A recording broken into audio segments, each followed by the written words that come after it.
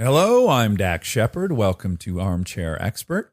It's Monday. Presumably you're listening to this on Monday. I want to remind everyone, if they want to party with us in Brooklyn on September 22nd, there are still a few tickets left for our 10 o'clock show. So if you want to come hang with us and bring signs declaring your love for Monica, again, I strongly urge you to do that. You don't you have love to her, do that. You don't have to. If you love her, let her know. No, you don't. If you love her, let me know you love her. You can get tickets to this raucous event on our website, www.armchairexpertpod.com. Again, it's a terrible URL, but we're stuck with it. Today, this is basically part 2, if you think about it. Yeah, it is. It's part 2. When we had Seth Green on, which was such a wonderful episode for me, because I just got to just stroll through memory lane, that sweet, well-spoken son of a bitch. It begged the natural question, and we knew that we must speak with Matthew Lillard, who has also now been a friend for over 15 years. I think everyone's going to be so delighted when they listen to him. They are. He's such a revelation of kindness and funness and light. Yeah, he's a really wonderful person, and it was so fun to talk to him. He sits down within 2 seconds. He's into like a 9-minute story that I find completely entertaining the whole ride through. Oh, yeah. He's also in Good Girls, which is an NBC show. And it's returning this fall on NBC. Spring? Oh, whatever. He's on Good Girls. I don't know when it comes out, but when it does come out, you should watch it because it's he and our favorite resident BB, Mae Whitman, along with other people. So everybody enjoy my old good pal, Matthew Lillard. He's an armchair expert. He's an armchair expert. What if I fail? What if I don't do this right? No, what you if can't. I You can't fail? fail. There's no failure. No such thing. Failure's not an option. But you have all these charming, funny people. And Yeah, you are one of them. When you're I'm not, what consistent if with I that group. blow it? I have pressure. Put on your headphones Excited. first and foremost. That way we'll both sound way smarter look at to each you. other. Oh Didn't my I just God. get smarter? You just sound dreamy. But Matt Lillard, hi, welcome. Yeah, do you find that as you get older, I'm turning into a fucking Ferrari. Like, if I don't put the exact right thing into my gas tank, I'm going to be broken down on the side of the road. Like, you were just saying that you eat garlic now and it makes you fucking depressed. Garlic will jack me up for days. Like there's a tendency to beat a child if I've had garlic. Too much garlic. Oh, it makes my poor wife. I mean, it literally cripples me. Yeah. And I'll say to people all the time, I'm allergic to garlic. Oh, there's no garlic in this. And then 2 days later, I'm like, you lied. You're storming out of the house. Oh God, it's just miserable. But it's humiliating to me because what happened, and I don't know if it's because I've cut out so many things that I actually have experienced what it's like to feel good. Right. And now I'm just really sensitive to when I don't feel good. Sure. But to your point, I don't eat garlic because it inflames my arthritis. So like my knee will start burning 2 hours after I eat garlicky chicken. My knee will just be on fire. Really? Yes. And then if I eat sugar now, I get the thing you get from garlic where like I'm miserable for 2 days. I'm pessimistic. I hate my family. Because of sugar? Yes. Oh, wow. Like I'm becoming, I feel So like when in did you 20 years, get I'm just so- going to have water. So when did you get so dialed into physical? I mean, we're just talking about the fact that you were as shredded as any human in movies during Chips. So when did I'm that? so glad you noticed. Well, dude, no women listen. noticed, only No, other guys. Get out of here. No, it's That's true. That is not true. They don't It want to is. talk about it. No. It's you. That's not not true. true. That's not true. It's true. Let me tell you something. It was uncomfortable. It was uncomfortable how yoked you were. I've gotten in shape twice for movies. And my response from both times, not a single woman has ever said like, your body looked good in that movie. 100% of the compliments come from other dudes. Like I was getting on an airplane and I was walking down the aisle and some dude just held his fist out and he goes, got dieseled out and went in Rome, bro. And like put his fist up. And I'm like, why won't a girl say that to me? I want so bad. You don't for a want woman. that now. Not your time. No. I'm just like you. I don't see. I'm going to expose you. Oh, no. Stop the tape. You are a monogamous man. I've witnessed it. I've witnessed it with my own eyes. You are an ironclad monogamist. It's very impressive. Thank you. I will say this. Yeah. I treated it when we were doing Without a Paddle. Yes. I treated it as an addict. If I know if I do it once, Mm-hmm. I'm screwed. Yeah, once you open the door, forget it, right? Yeah. All the horses are going to run out. It would be no good. But you also like approval from people like I do. We share that in common, I think. I enjoy approval.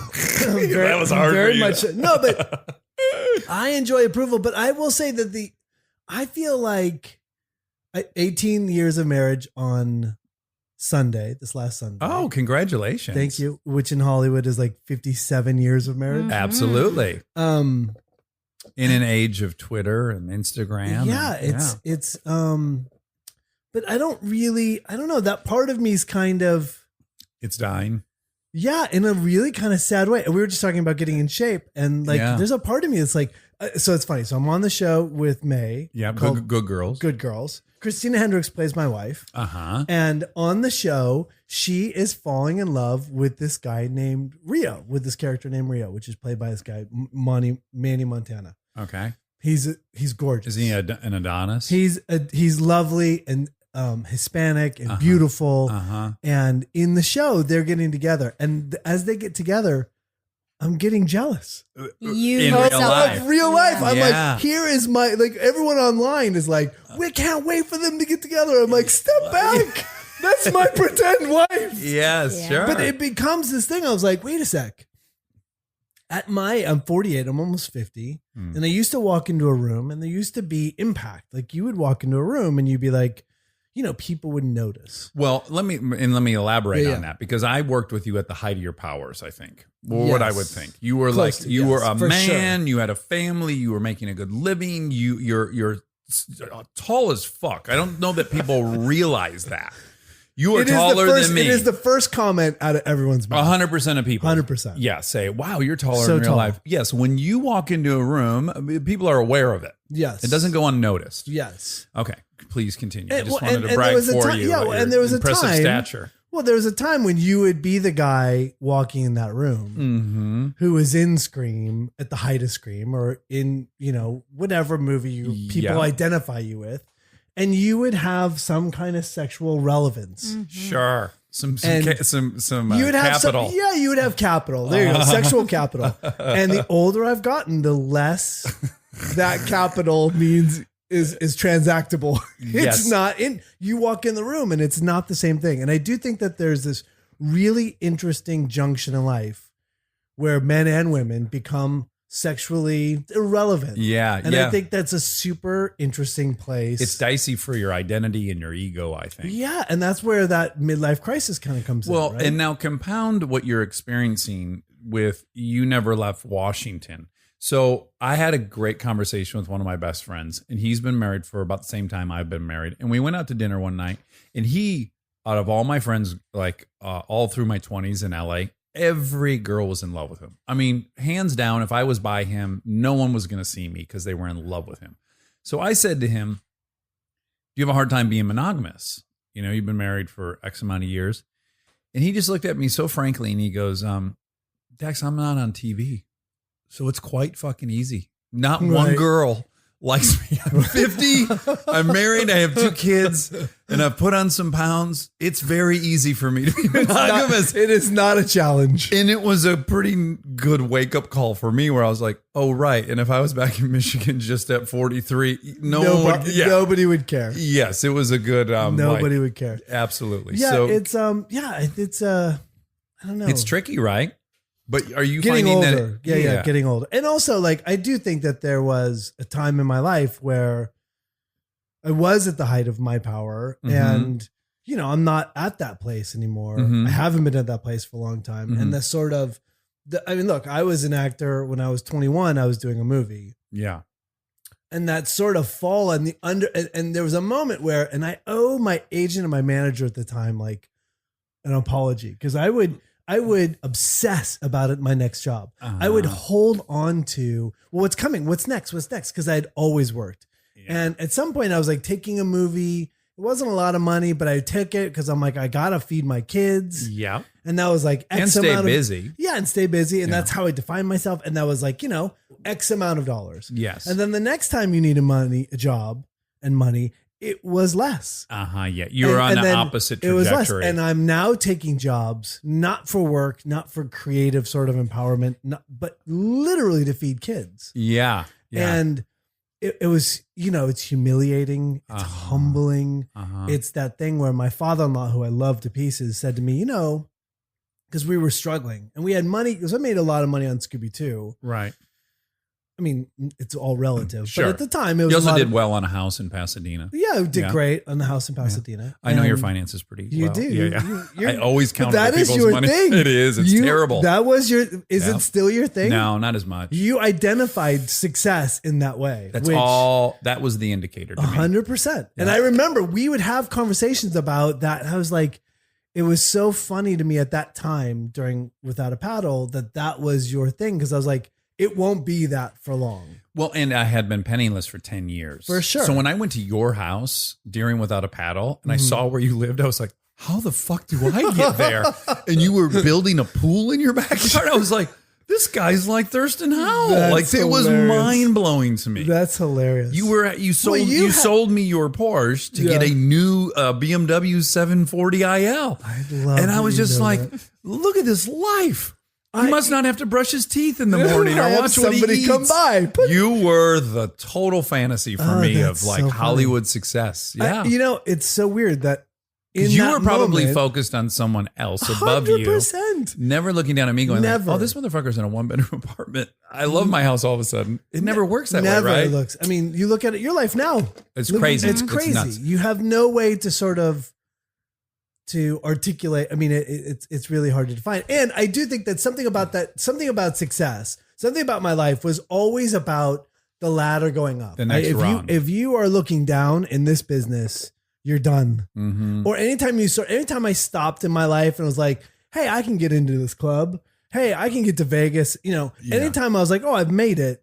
Like, I wouldn't work. And I was like, you idiot. You are nothing. You're shit. You suck. You have to keep going. It's a terrible paradox because at one time your brain rightly is saying, hey, stop and appreciate what you got. Yes. And that is how you should live your life in general if you want to feel good. Yes. Is like take stock, have a gratitude list, recognize this is the analogy you and I used to fight about all the time. I don't know if you remember it, but remember I used to say to you, you're in the NBA, Matt. Shut the fuck up. Like, you're not Jordan. Who cares? Do you remember you got so mad at me one time because I said, you're not going to be Sean Penn. Do you remember that? No, I don't. I don't Does it remember anything. trigger? I have terrible memory for these kind of things. But even when I say it now, does it trigger you a bit that I would? Because I'm like, fuck that. I am going to be Sean Penn. Fuck Sean Penn. That's right. Yeah. And I had a perspective on your life that I've never had on my own. But I was looking at you going, dude, you're crushing. You're the lead of movies and they're successful and you're making great money.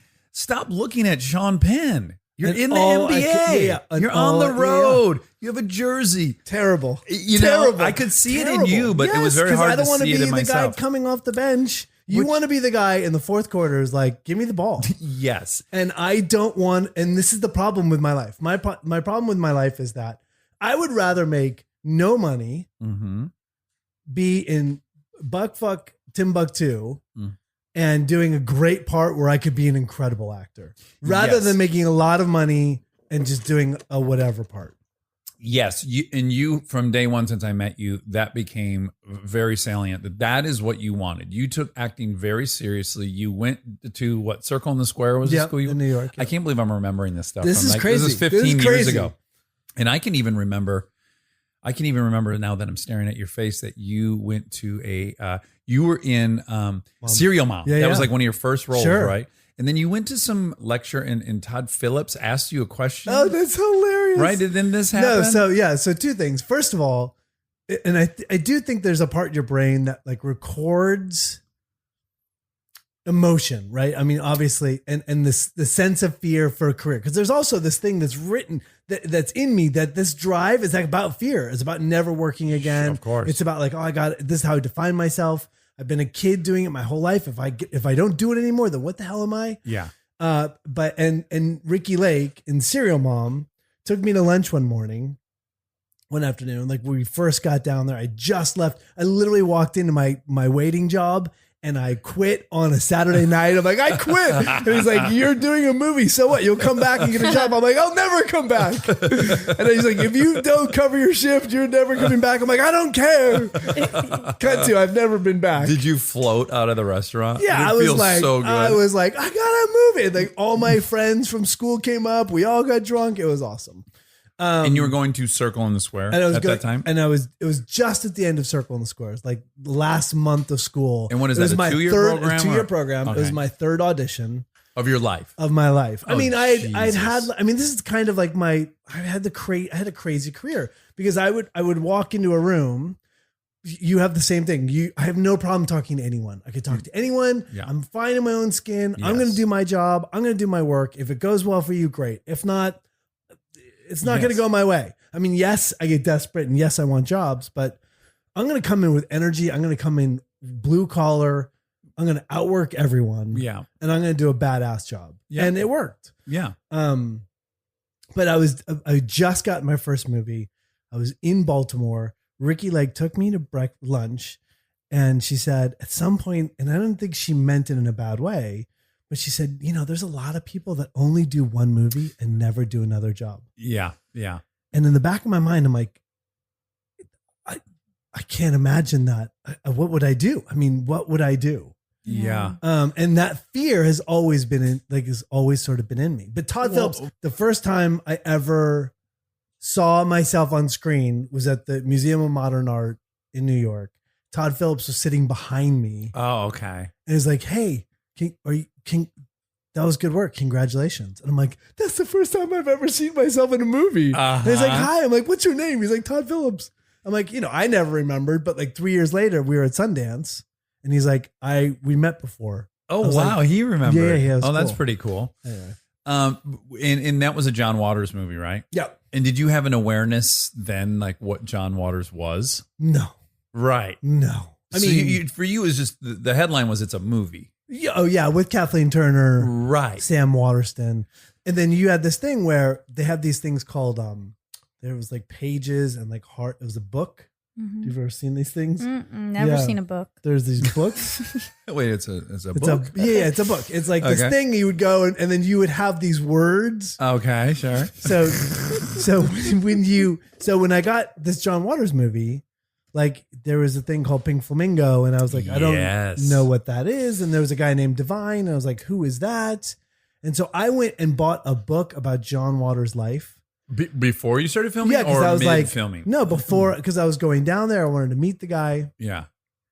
Did you get scared when you became Oh, aware of his yeah. work? Yeah, because he has he has a bookshelf full of John Wayne Gacy painting and a bookshelf full of serial killer books and an electric chair. Probably without doubt, the most eclectic, interesting director of all time, John Waters. Just as a human Yes. being, right? A Oh, for true sure. original, Nobody like his him whole before that. life is an art installation. 100%. Well, I had seen Pink Flamingos because it was really big in the punk rock world, as was John Wayne Gacy, weirdly.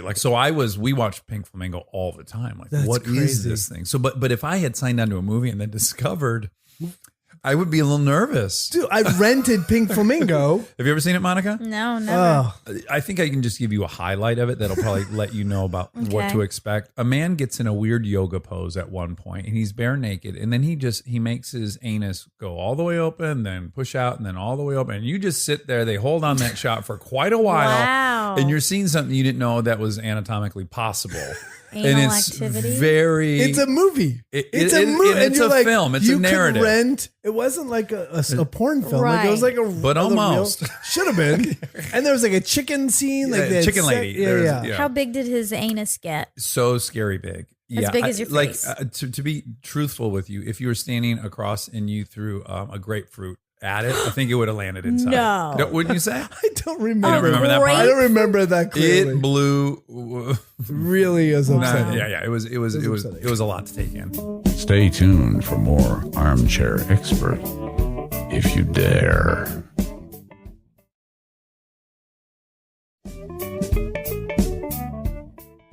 Part of it's your own fault and your own ego, right? I'll own my own fault, my own ego. But then another part of you is there is a chorus of people around you telling you your life's about to change. Oh, yeah. Like, so you thought, oh, I'm in this movie, sky's the limit, which is, of course you thought that. We all think that way. But then also there was probably people around you going, you are fucking killing this movie. Matt, Sure. you're doing a great job. Every movie when this comes ever made. out, things like, because that was happening to me on Without Sure. a Paddle. Sure. And I had zero experience. So I'm like, I really started thinking they must be right. I'm But going to they be were right. Adam Sandler. They were right. But They were right. Well, they were right in that I have been lucky enough to keep going, which is fucking Right. awesome. But what I was hearing is that I'm literally Adam Sandler. Right.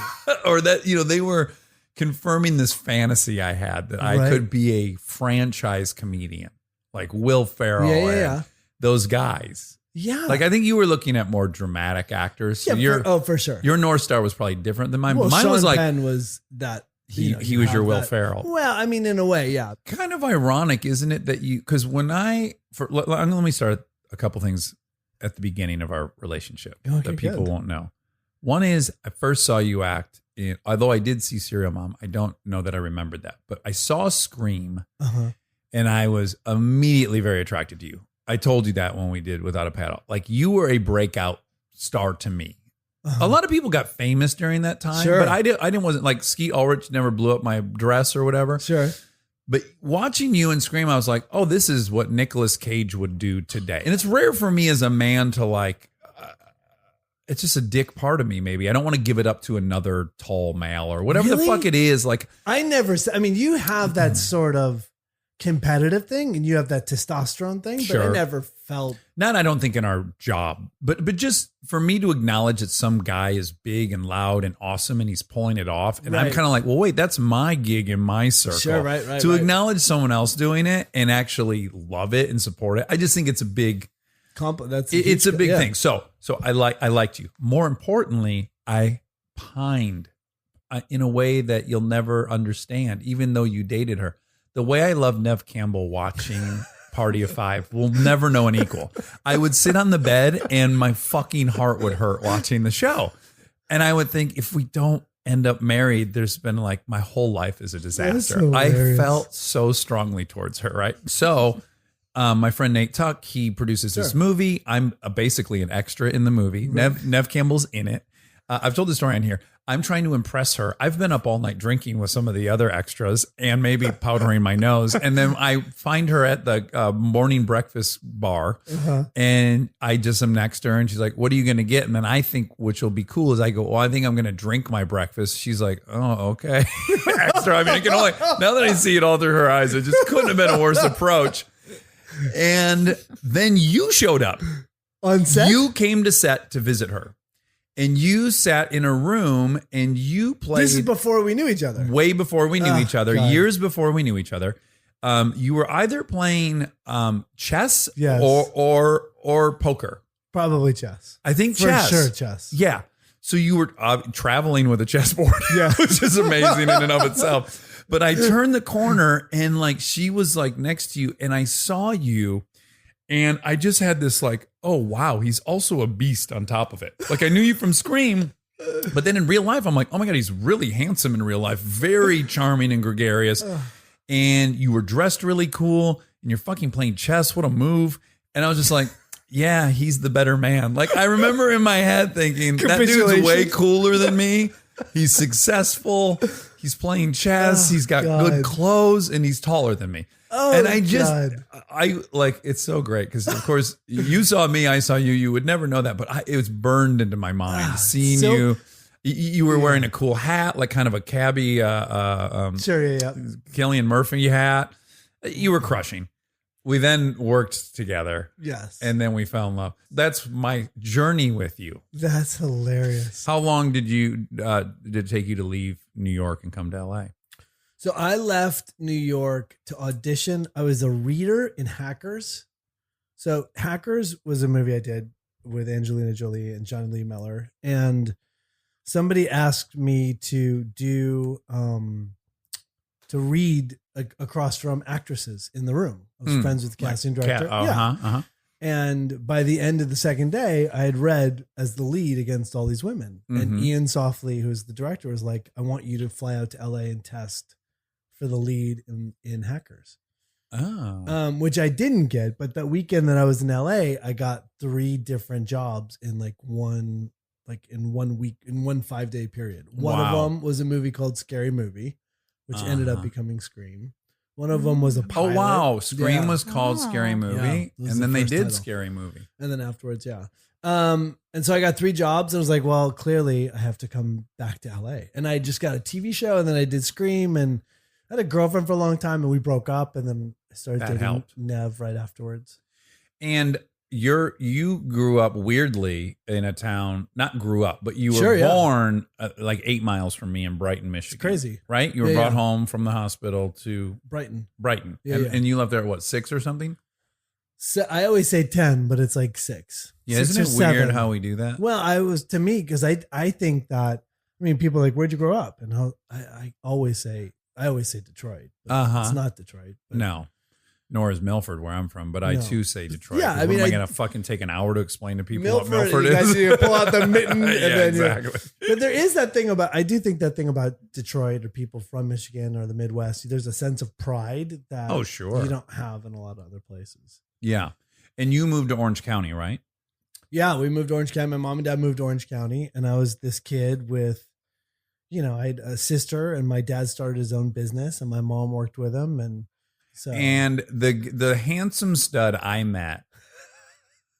I love that. That's not. I was never the handsome. Yes, you stud. are. You're 100%. I had one job where I was the handsome stud, and that was our job. No. In real life, you were a handsome stud. I saw you, and you were with my girl, and I was approving of it. So sorry. No, do you know what a compliment that is to you? That is hilarious. That you were with my lady. And I was happy for her. I was like, you chose correctly. You did well, boo. But as we became close on Without a Paddle, we all started exchanging kind of embarrassing stories. Oh, God. Seth had a bunch of great ones. We had embarrassing, I had a lot of embarrassing ones. And you told one that really just was a knockout punch. My God. What? So, come to find out in the makeup trailer that you had been a mime in high school, which puts you just in a very unique category right out of the gates. Because Monica, did you know any mimes in high school? No, but I know what a mime is? Of course. No, maybe not. I know about mimes, but I don't know any mimes. I had never met a mime until I worked with you at 28 years old or something. The worst part of that being that mime was that I was this obese teenager. So you were a little heavier when you were a kid. Yes. Yes. And your mime name, he had a mime name, which was his own name backwards, which was Tam. Yeah. How do you remember these things? Your memory is crazy. Well, you have to imagine, my memory might be good or bad, but imagine what you would remember if Without a Paddle was your first movie. Okay. Like that was my first movie. There will never be an experience in my mind that takes up as much data. Right. Because everything was new. Meeting you, meeting Seth, like looking up to you guys, learning the ropes from you guys, all that. Being in fucking rivers, jumping off cliffs, like the whole thing I later discovered was very unique in and of itself, even if it wasn't the first movie. Never been a movie. I've never been anything close to that before. I've never worked that hard since. No. Yeah, it was nuts. We worked like 6-day weeks and we traveled on the 7th day and we were in cold ass water several hours of the day. Yeah. And we were, I do think that there was the fellowship between the three of us. Oh, that was sort of, I've never experienced that since. No. And part of it, and I'm going to come back to Tam, but part of it was this really cool thing that I think irked me at the beginning, which was we were there very early. We were there a few weeks before we started filming, which again is also unique. I've not had that since where they sent me out a month early or whatever. Yeah. And we had all this training. So we would all learn to canoe together in the rapids with Augie. Remember Augie? God. Sweeties. He'd be yelling directions at us on the bank of the river. And we as you're screaming down the river. In a Canadian canoe with Seth talking so what would happen is we get on these rapids and it was straight adrenaline. I mean, I would get on the front. And remember, he said, look, if anything goes wrong on the river, save your own life. And to me, I was like, he's like, because nobody's going to be able to save you because it's a river. Yeah. It's a good advice. Like if your foot gets caught, it's you and nature and one of you is going to win. Yeah, you can't really guide yourself over to somebody in a class 3 rapid. and it's like you're stuck. You got to get out. And so every single time we got in that river, I was like, I'm for sure gonna die. But there was this scene that had to be got. I don't think I've ever experienced a high like this since on a movie. But there was a scene where they had to shoot us navigating this like class 3 rapid, and we had to get through and paddle out of it. It couldn't be cheated.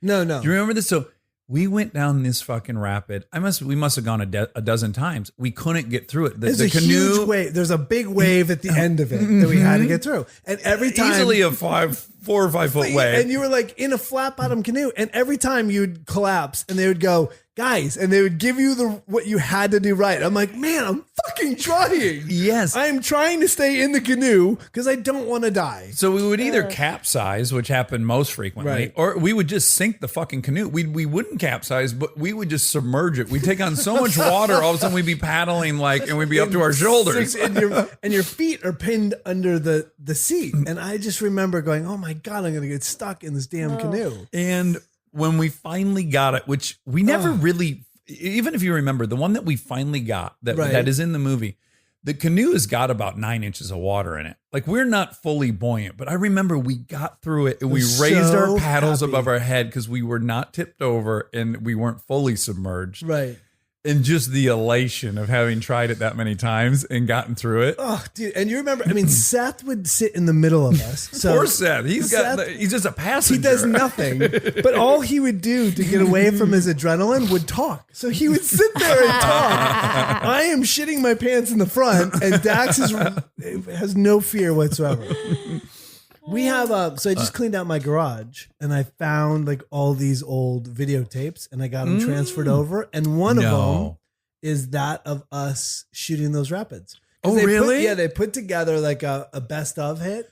Oh, I would love to see that. I'll send it. I'll bring it over. We've been meaning to screen the movie now for 12 years. Remember, me, you, and Seth have been on many text chains going, we must sit down. And we want to watch the second one because they made a second one without any of us in it. So here's my question. Do you remember I used to have this thing, especially back then.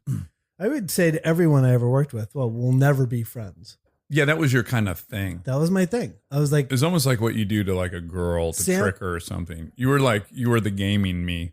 I was like, I accept your challenge, motherfucker. I'll be your friend for life. I will ride or die for you, bro. But you had done enough movies that you were like, listen, I need to warn you, Dax. I can see you're at camp and you're having a great time. But these we're things never going to be friends. Yeah, and you almost said it like a mantra. I said it all the time. Yes. We're never going to be friends. Yes. It's weird. Isn't that weird? And it can become a self-fulfilling prophecy. Oh, I think it's miserable. I mean, I don't hang out with anyone. I mean, I never see you. Yeah. Never see Seth. I mean, But I see Seth. But See, we you. weren't saying Seth. that. We weren't saying Seth and I weren't saying that. That Right. wasn't our mantra. And magically, we do see each other. Yes. You don't? Do you call him up and say, "Let's go do something"? Yeah.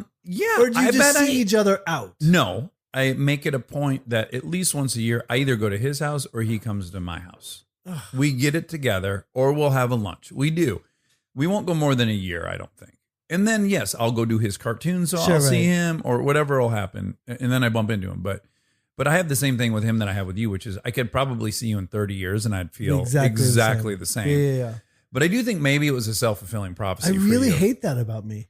Do you think that you had been burned on a previous movie and used as a wall of protection? Well, there's no doubt. Look, so going back to that little piece of your emotional memory, Sam Waterston and I played chess every single day in Serial Mom. And it was the week before we wrapped. And I said, next week we'll play in New York. And he's like, oh, buddy, we'll never see each other again. And I was like, I'll show you. Cut to, I have never seen Sam Waterston. Not even one day since that movie came out. Sad. Okay. TAM. 1987. Let's go back. Was it about 87? Well, I graduated high school in 88. 89. It was 88. A Yeah. year before my brother.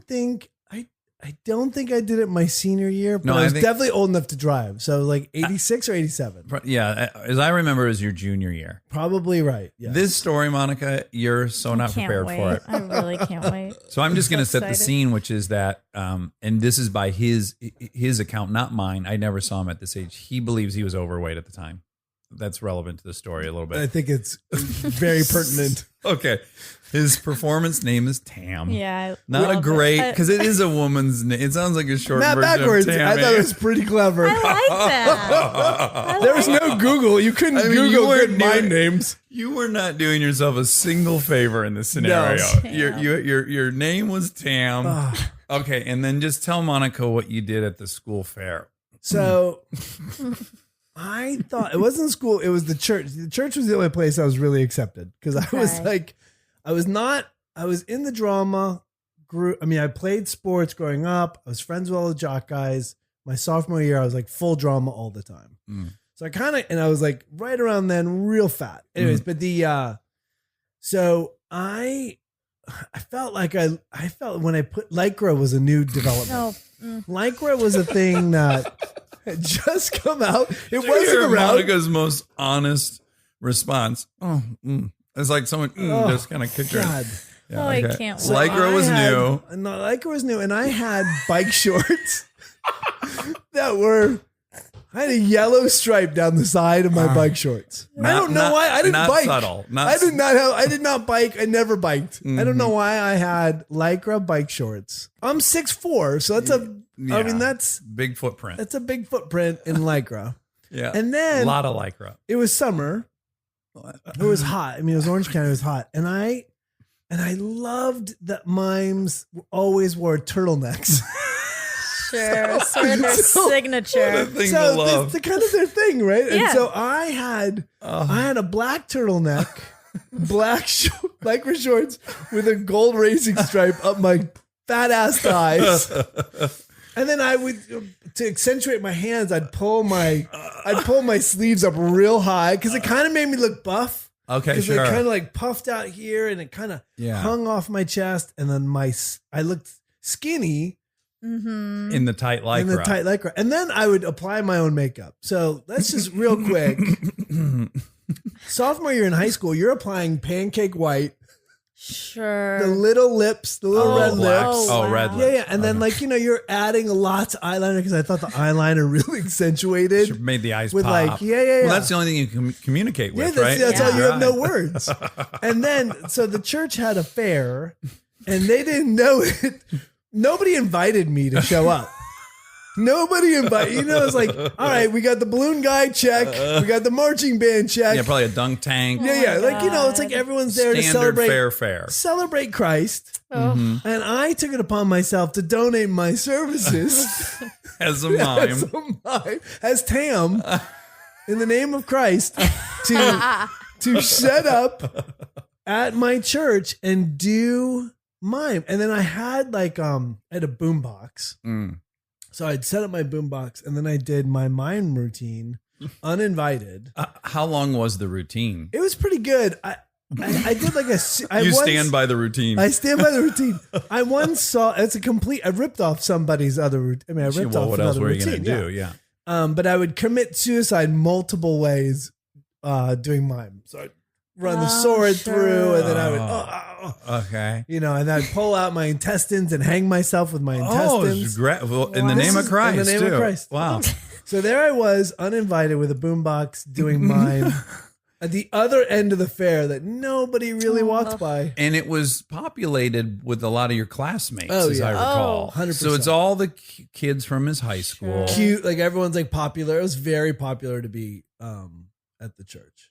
Right. And very then also, like, I went to the church fair in my town. I didn't even go to the church. Sure. Just it attracts everyone, Yeah, right? Anytime everyone you got shows up. corn dogs, you're going to show up. Yeah.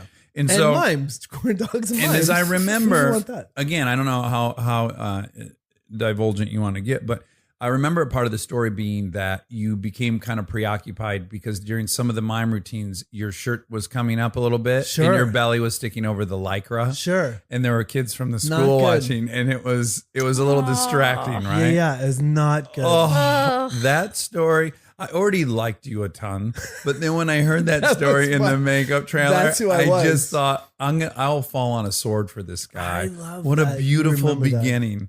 Did you take a class or you just No. That was self-taught. I was a self-taught mime. self-taught mime? Yeah, it was something Tam. that Tam the mime. I don't know. Look, I do think that I do think that there was that moment. I look back on it now, right? And I love the fact that I was a kid, 100% committed. Yeah, You know what I mean? Like you're a kid, like This- has no fear. Like, and I will say that about social media. My kids would never do that now because they're fucking terrified that somebody's gonna. Well, there'll be a record of it. If it's a Yeah. misfire, not only like let's assume best case scenario, at least 15 kids saw the TAM routine, For sure. then talked about it the next day in science class or whatever on Monday. For sure. But they couldn't pull up a video of you Yeah. And it's and not then going forward it. viral. Yes. Because that's the kind of thing that It's you ki- could destroy a kid. Yeah, it's kind of limited risk, even though it's very ballsy. I still think it's one of the more ballsy.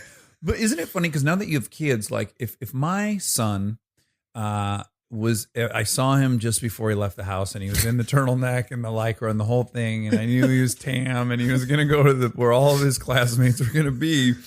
You would say, I pray I would say to myself, this kid loves it. Let Let him him go. Let him go. It would be so hard for me not to be protective and Sure. go, listen, Matt, I'm TAM. Listen, This I know might- you can't talk back. this might- I know you can only hear me. Blink if I'm getting through to you. Stay tuned for more Armchair Expert, if you dare.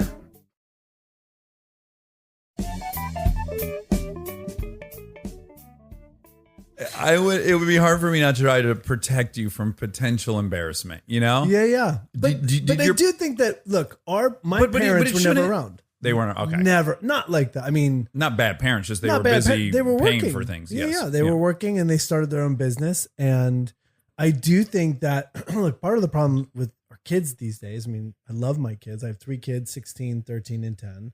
They never get bored. Like part of you doing mime is because you're bored. I mean, you don't know what, you figure things out. You get more creative. You're more engaged. I mean, you take away these iPads, you take away these things, and all of a sudden my kids are writing songs and then, the amazing things come out when you just let them wander. Dude, even me, last year, Chris and I went away for like a night and I like through a heavy sales pitch. I'm like, let's leave our phones in the car when we get there. Sure. Like my sister can call the hotel if there's a problem with the kids. And I didn't have my phone for, I want to say 36 hours. And all of a sudden I was like, I want to draw a picture. Like I haven't wanted to draw a picture in Sure. 20 years. Sure. But yeah, I was fucking bored and I wanted to do something with my hands. Right. And I'm like, I'm going to draw some pictures. Right. And I just thought, oh yeah, that's taking up all that.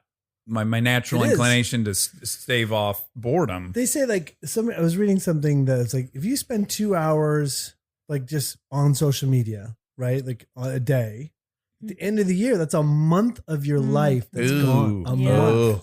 And 2 hours, you can you can do a that, half no hour in problem. the morning, you do a Yeah. half hour while you're pooping, you do a Yeah. half hour after dinner. 40 for me on the can. Easy, Yeah. right? And then all of a sudden you're like, oh my God, A that's a month of your life. Ugh. That is, yeah, that's a little troubling. That's brutal.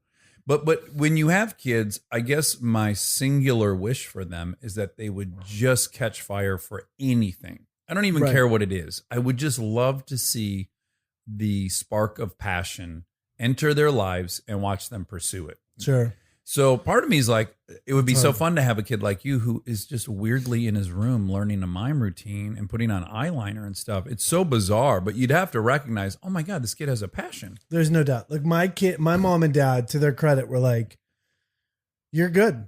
You're not a great actor. You're not. This is not. I don't ever want to see.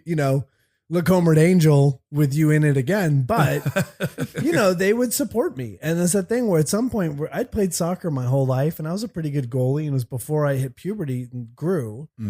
But they're like, in high school, I left a sport that I was like, Proficient I was at. good. Yeah. And that's it's a game changer. Like you're in high school sports. And I said, look, I'm doing theater. I'm going to keep doing it. And after, I didn't go to college. I went to college for a year. I had 19 units of theater arts and like 2 units of math. And I failed math and I got A's on everything else. And I finally looked at my mom and dad. I'm like, look, this is all I've ever done. It's all I've ever been good at. I'm going to go try it. And if it sucks, I'll come back. And to me, like I always thought I'd be a kid doing Man of La Mancha in Placentia. I mean, somewhere in the world doing like regional theater. I never thought I would end up making a movie, let alone, had a 30-year career. So it's that thing where, look, whatever your kid's after, the more you can pat a kid who's lost on the ass and say you're doing a great job, I think it's super powerful. So Scream is, you're doing fine. You're making a living. You don't have to wait tables. Then you get Scream and you're how old? 24? 25 or 26. Which is funny because from my perspective at the time, you've always been 5 years older than me. So you were very much a man and that was a role someone should occupy, like you were a grown up. I was 20 when you did that. Right. But of course, now in hindsight, in retrospect, you were 25. Sure. Hilarious. That's bonkers. That's when I crazy. imagine giving 25-year-old Dax any level of success like that, I would be frightened for both of us. Right. So you're 25. That movie comes out. It's just gigantic, right? My memory is correct, right? 'Cause Yeah. sometimes your memory's wrong. Like Shawshank no. was a financial disaster, which blows my. Yes. I Isn't didn't that know bonkers? That's crazy. But Scream was gigantic, right? No, but the funny thing is that Scream, I saw Wes Craven and Marianne, like the weekend it came out, and he said, "Hey, we're gonna have a celebratory dinner," and we had made like $10 million. I mean, it came out on Christmas Day, Oh wow. Oh. and Counter programming, as they call it. That's how they sort of started with it. Oh really? And they were like, "We're having a celebratory dinner." I'm like, and this is before internet, so you don't have access to box offices. Like you would call in a phone number, Yeah. and they would have a recording of box office, which is so crazy. But he was like, "Yeah, we're gonna have a celebratory dinner," and we had this dinner, and he said, "We're a huge hit." I'm like, "We're not a huge hit." Yeah. And he By said, what metrics? He said that every exit poll that they had was the highest sort of rated exit poll, and they could sort of project that out to be this monster hit. And sure enough, a month later, it It's was still on making fire. the same amount of money, probably. And crushing. I mean, it just started crushing. For like 4 or 6 weeks, it increased box office. And I don't even know if that.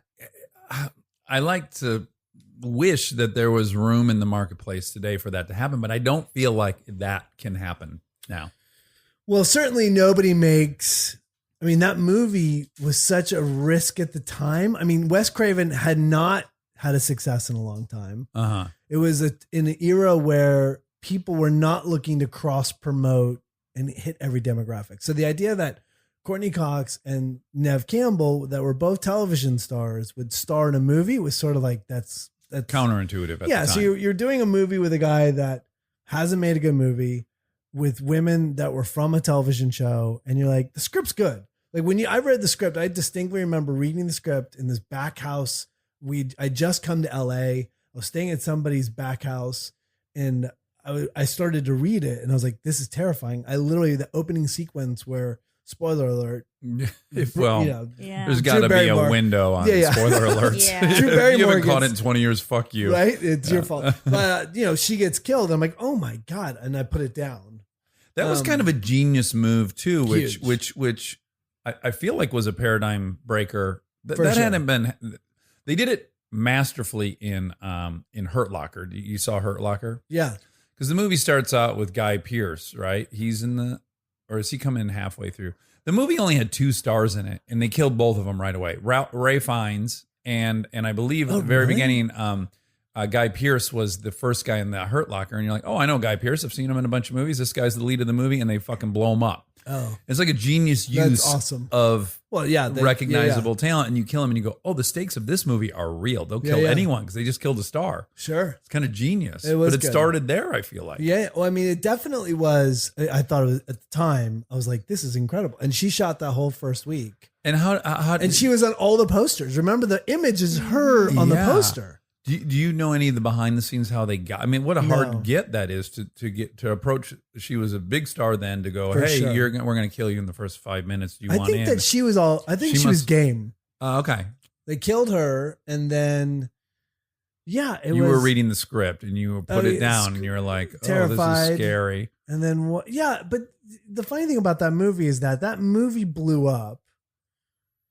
and I wasn't really, I was like outside of your perspective. I mean, like I was a guy from Scream, which was a defining moment, but that movie, Nev Campbell became an overnight huge. She became a monster. Did you guys star. meet on the set of that? Yeah. Okay.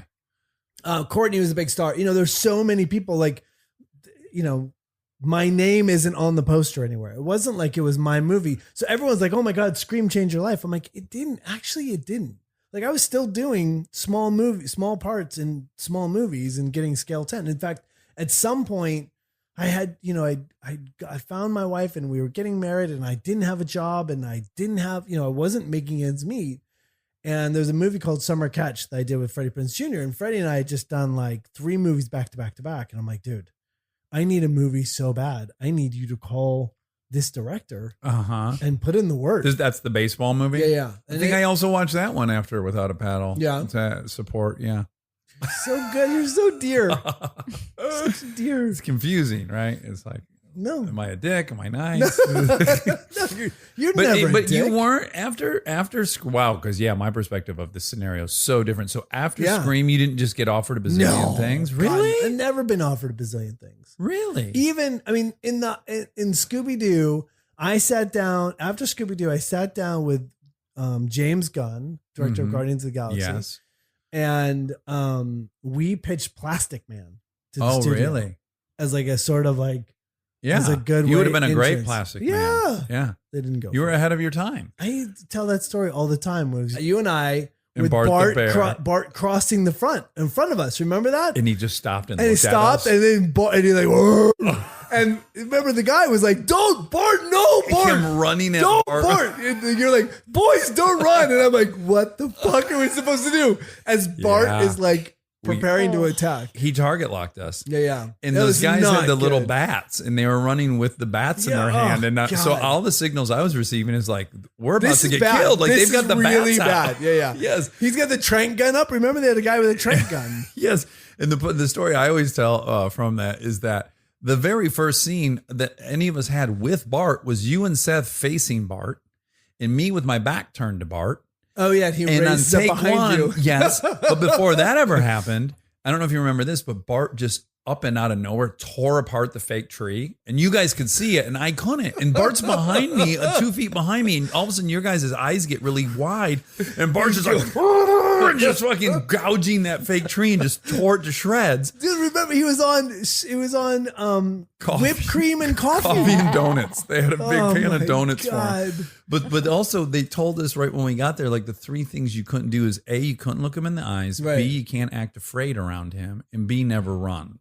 Remember Right. that? Those were It's the terrible. 3 Yes. rules. Don't and the run, boys. very first scene is me turning around, looking him in the eyes, screaming at the top of my lungs, and then take off running. I'm like, what are you, this good? Were they fucking with us? Were those really the 3 rules? Because I have to break all 3 of them. And remember, I kept going like, but how does Bart know I'm not actually scared and screaming? and running, and Yeah. running. Like, is he that good of a detector of good or bad I acting? remember when we at some point they had a guy come in and bless the river. They had right when we went to we went to work on the Waireki. Oh, that's, yeah, I wouldn't That was remember good. that. Good. Do you remember the dinner we had for Burt Reynolds the night he Yeah, showed up? yeah, yeah. That was the best. So great. He You told were us that- so happy. I've never seen anyone so happy to meet anyone in my whole life. I don't You think to love this Burt day. Reynolds. Oh, he's my number one. Oh, As yeah. a kid, I still am just trying to be Burt Reynolds. I mean, that ship has sailed, but that's who I was trying to be. I wanted to peel out in cars and make out with Sally Field and then make a bunch of money. He's the best. He was the best. In the Remember stories, how humble he was? He was so humble. best storyteller I've ever to this day Ah. heard. Do you remember the story he told about Hal Needham, who is the most legendary stuntman ever to live, and he directed all those movies, Smoking the Bandit, Hooper, Sharky's Machine. I think Burt might have directed Sharky Scenes, but yes, he directed Gator, a bunch, just a legendary dude. They were roommates at Burt's height of his superpowers, biggest star in the world, and these 2 knuckleheads lived together. And Hal Needham drove a Ferrari around, whatever. And he said that he never saw Hal ever hurt. He would never acknowledge he's hurt. And he came home one day from work and he said to Burt, their roommates, you got to take me to the hospital. And Burt's like, okay, what's going on? He goes, I broke my back. And Burt goes, well, you couldn't have broke your back. You wouldn't have been able to walk in here. And he's like, Burt, I fucking broke my back. Take me to the doctor right now. So Burt takes him to the Santa Monica hospital. This is all Burt's story, not mine. Hal starts flirting with the nurse. and he and the nurse have something going. You know, Hal's asking for her phone number. The doctor comes in, and per Bert's assessment, the doctor and the nurse had a thing going on. So the doctor did not like Hal Needham flirting with the nurse.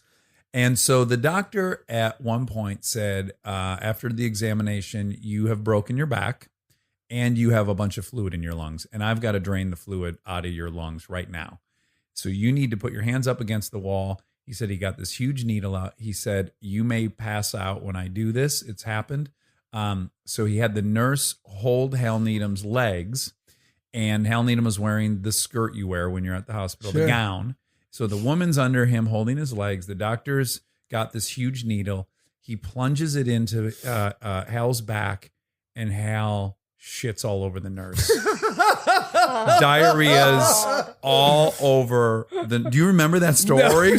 No, Of all the things that I thought were coming in that story, the very last thing I thought was that the punchline was Hal shit on the nurse he was just hitting on.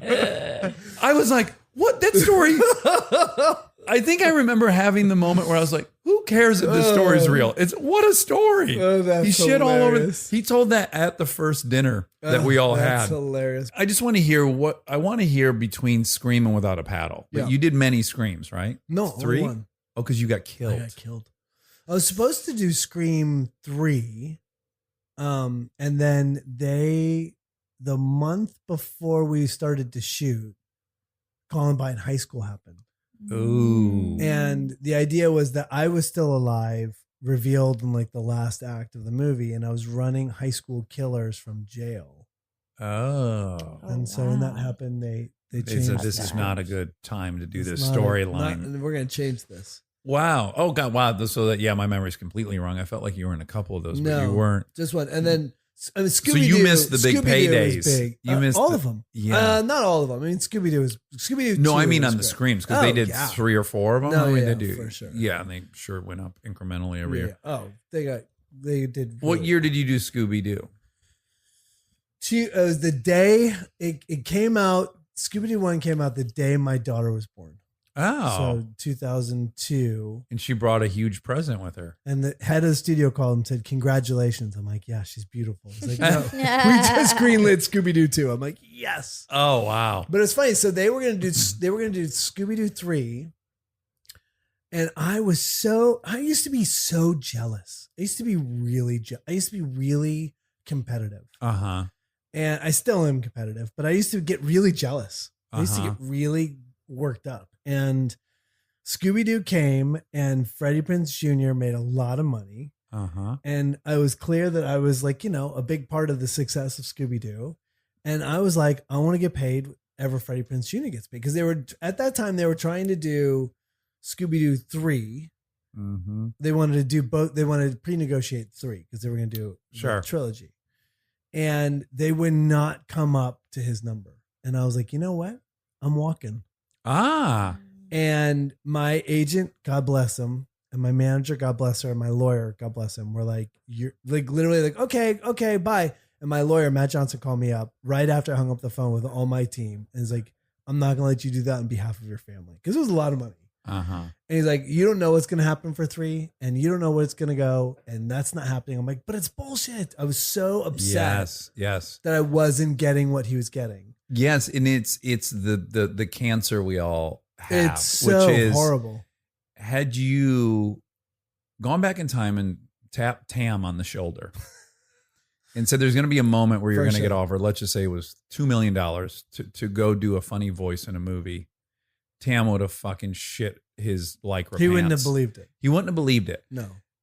But the second we compare it to something else, now everything changes, right? I'm literally living my TAM dreams. Yes, but my ego is very preoccupied with what someone Somebody else else is making, Yeah, even though you're making well above the poverty line. Yes. It's so. I've look, done it too. It's well. Look, petulant I was and it's aware gross. of it. It's so funny because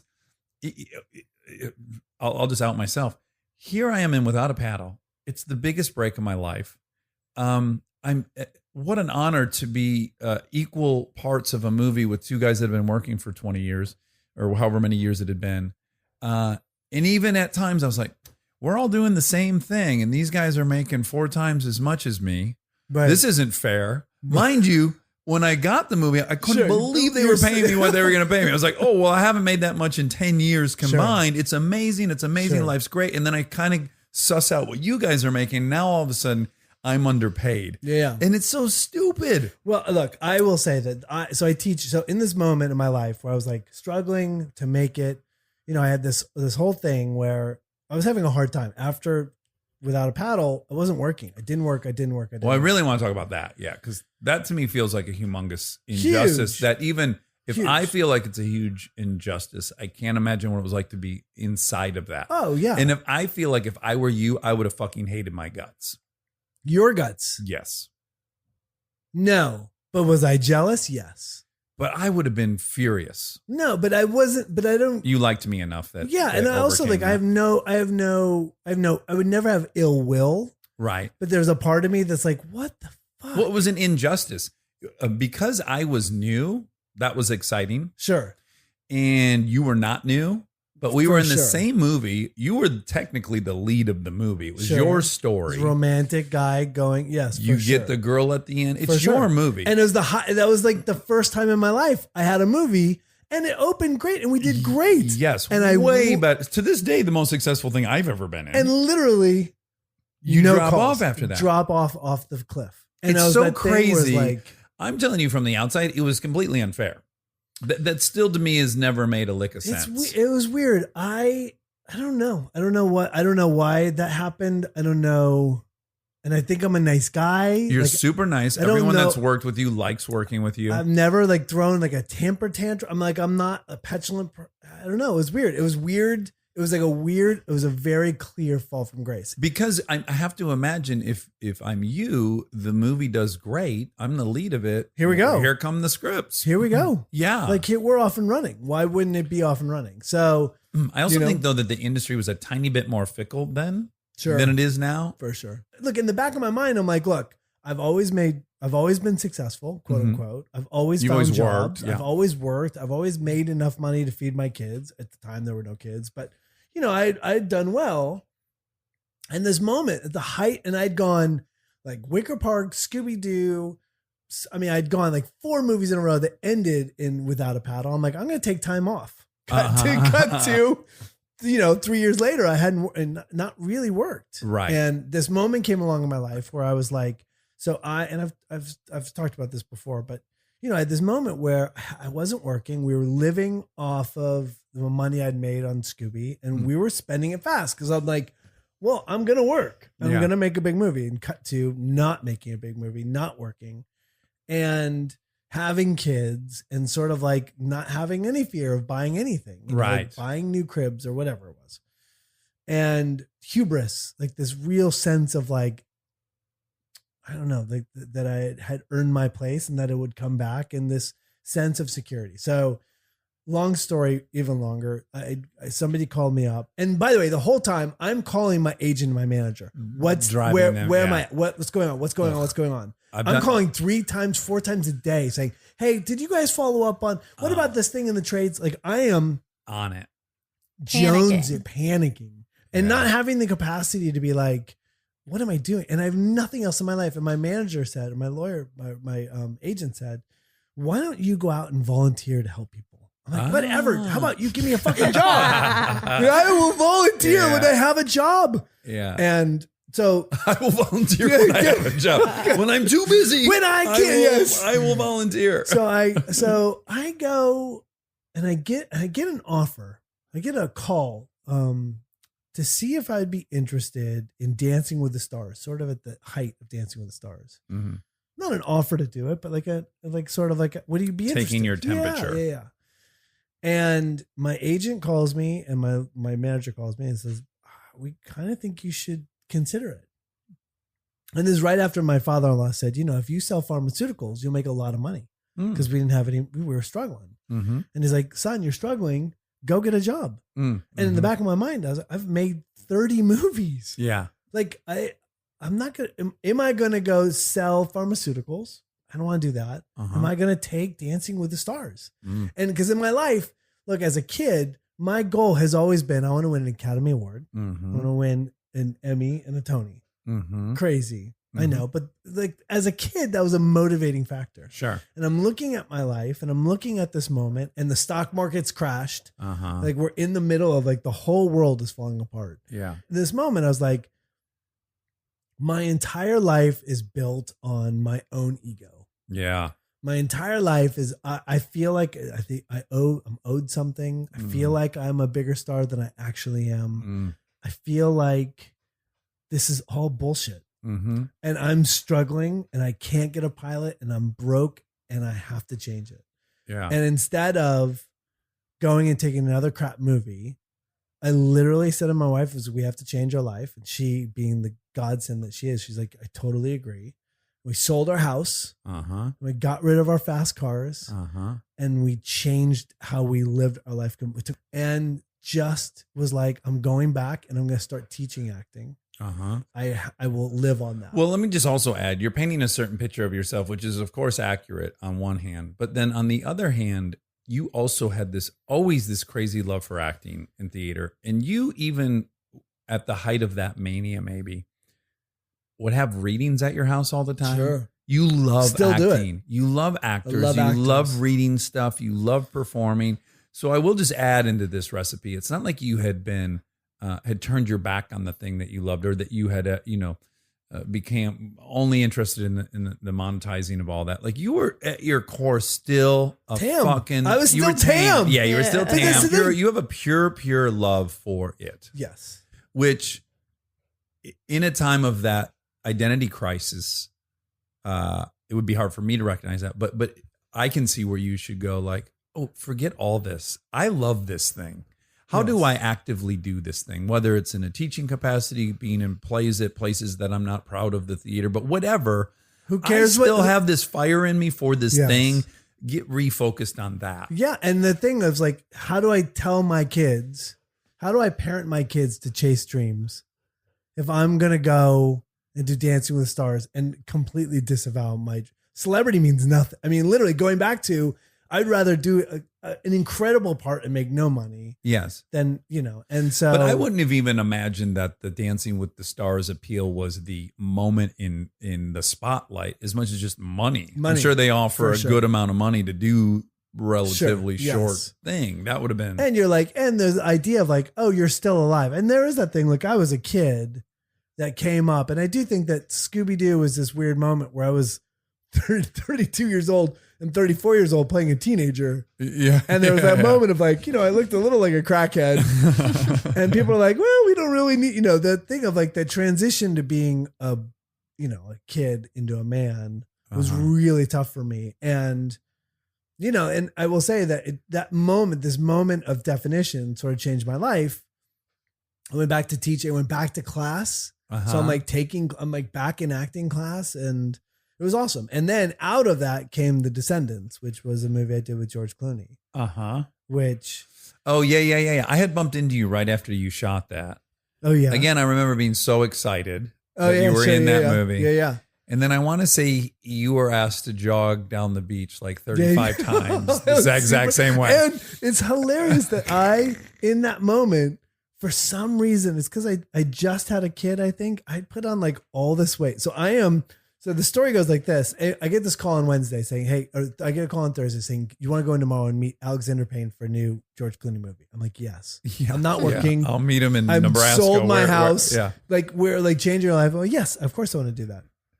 And so I go in and I have this moment where I just started doing I'm the voice of Shaggy. So I've been the voice of Shaggy for the last 15 years. Like in the cartoons. 14 years. Yeah. But anyway, so there was a moment where I had just done my first movie for Warner Brothers, like the DVD. And I had, because my kids had done great at school and they were little, I was going to take them to go see this, they were screening at Warner's. So it was a big deal. We bought like new outfits and we're like, it's a lot screening. It's not that big of a deal, but we had made a big deal out of it because of grades. So I had this moment, like it was at 6:00 on a Friday and they want to see me at 5:00 in Santa Monica. Oh, So on Friday, undoable. it's undoable. It's Yeah, impossible. unless you have a helicopter. So I call up and I was like, hey, just tell them I'd like to come in earlier, right? We'll just change the time. And so they call me back. They can't do it. You have to go in at 5:00. That's just the way it's going to be. I'm like, oh gosh. So I'm going to try to get there early, but because of traffic, it takes me forever from Pasadena to get to Santa Monica. I show up at 5 o'clock. So I'm sitting in my car and I have this moment. I can right now go upstairs and get a part I'm never going to get. I play George Clooney's wife's lover. Yes. Right. So I'm the guy that George Clooney's wife is doing. Yeah. I'm you're not- the I'm guy. You're not getting the that job. guy on Good Girls. Yeah. This is why you deserve this. Yes. I'm like, I'm going to get, but like, who is going into this thing? You are never going like Steal George Clooney's gal. Never. Yeah. I'm like, there's no effing way, but I want this job. I want the opportunity to go work in front of Alexander Payne. So it's 5 o'clock. If I leave that moment, I can get them to hold the movie for a half hour. I can probably get there. So I'm literally sitting in Santa Monica. I'm like, God dang it. So I pick up the phone and call my agent. I'm like, hey, I'm going to bail out of this audition. Just reschedule it for next week.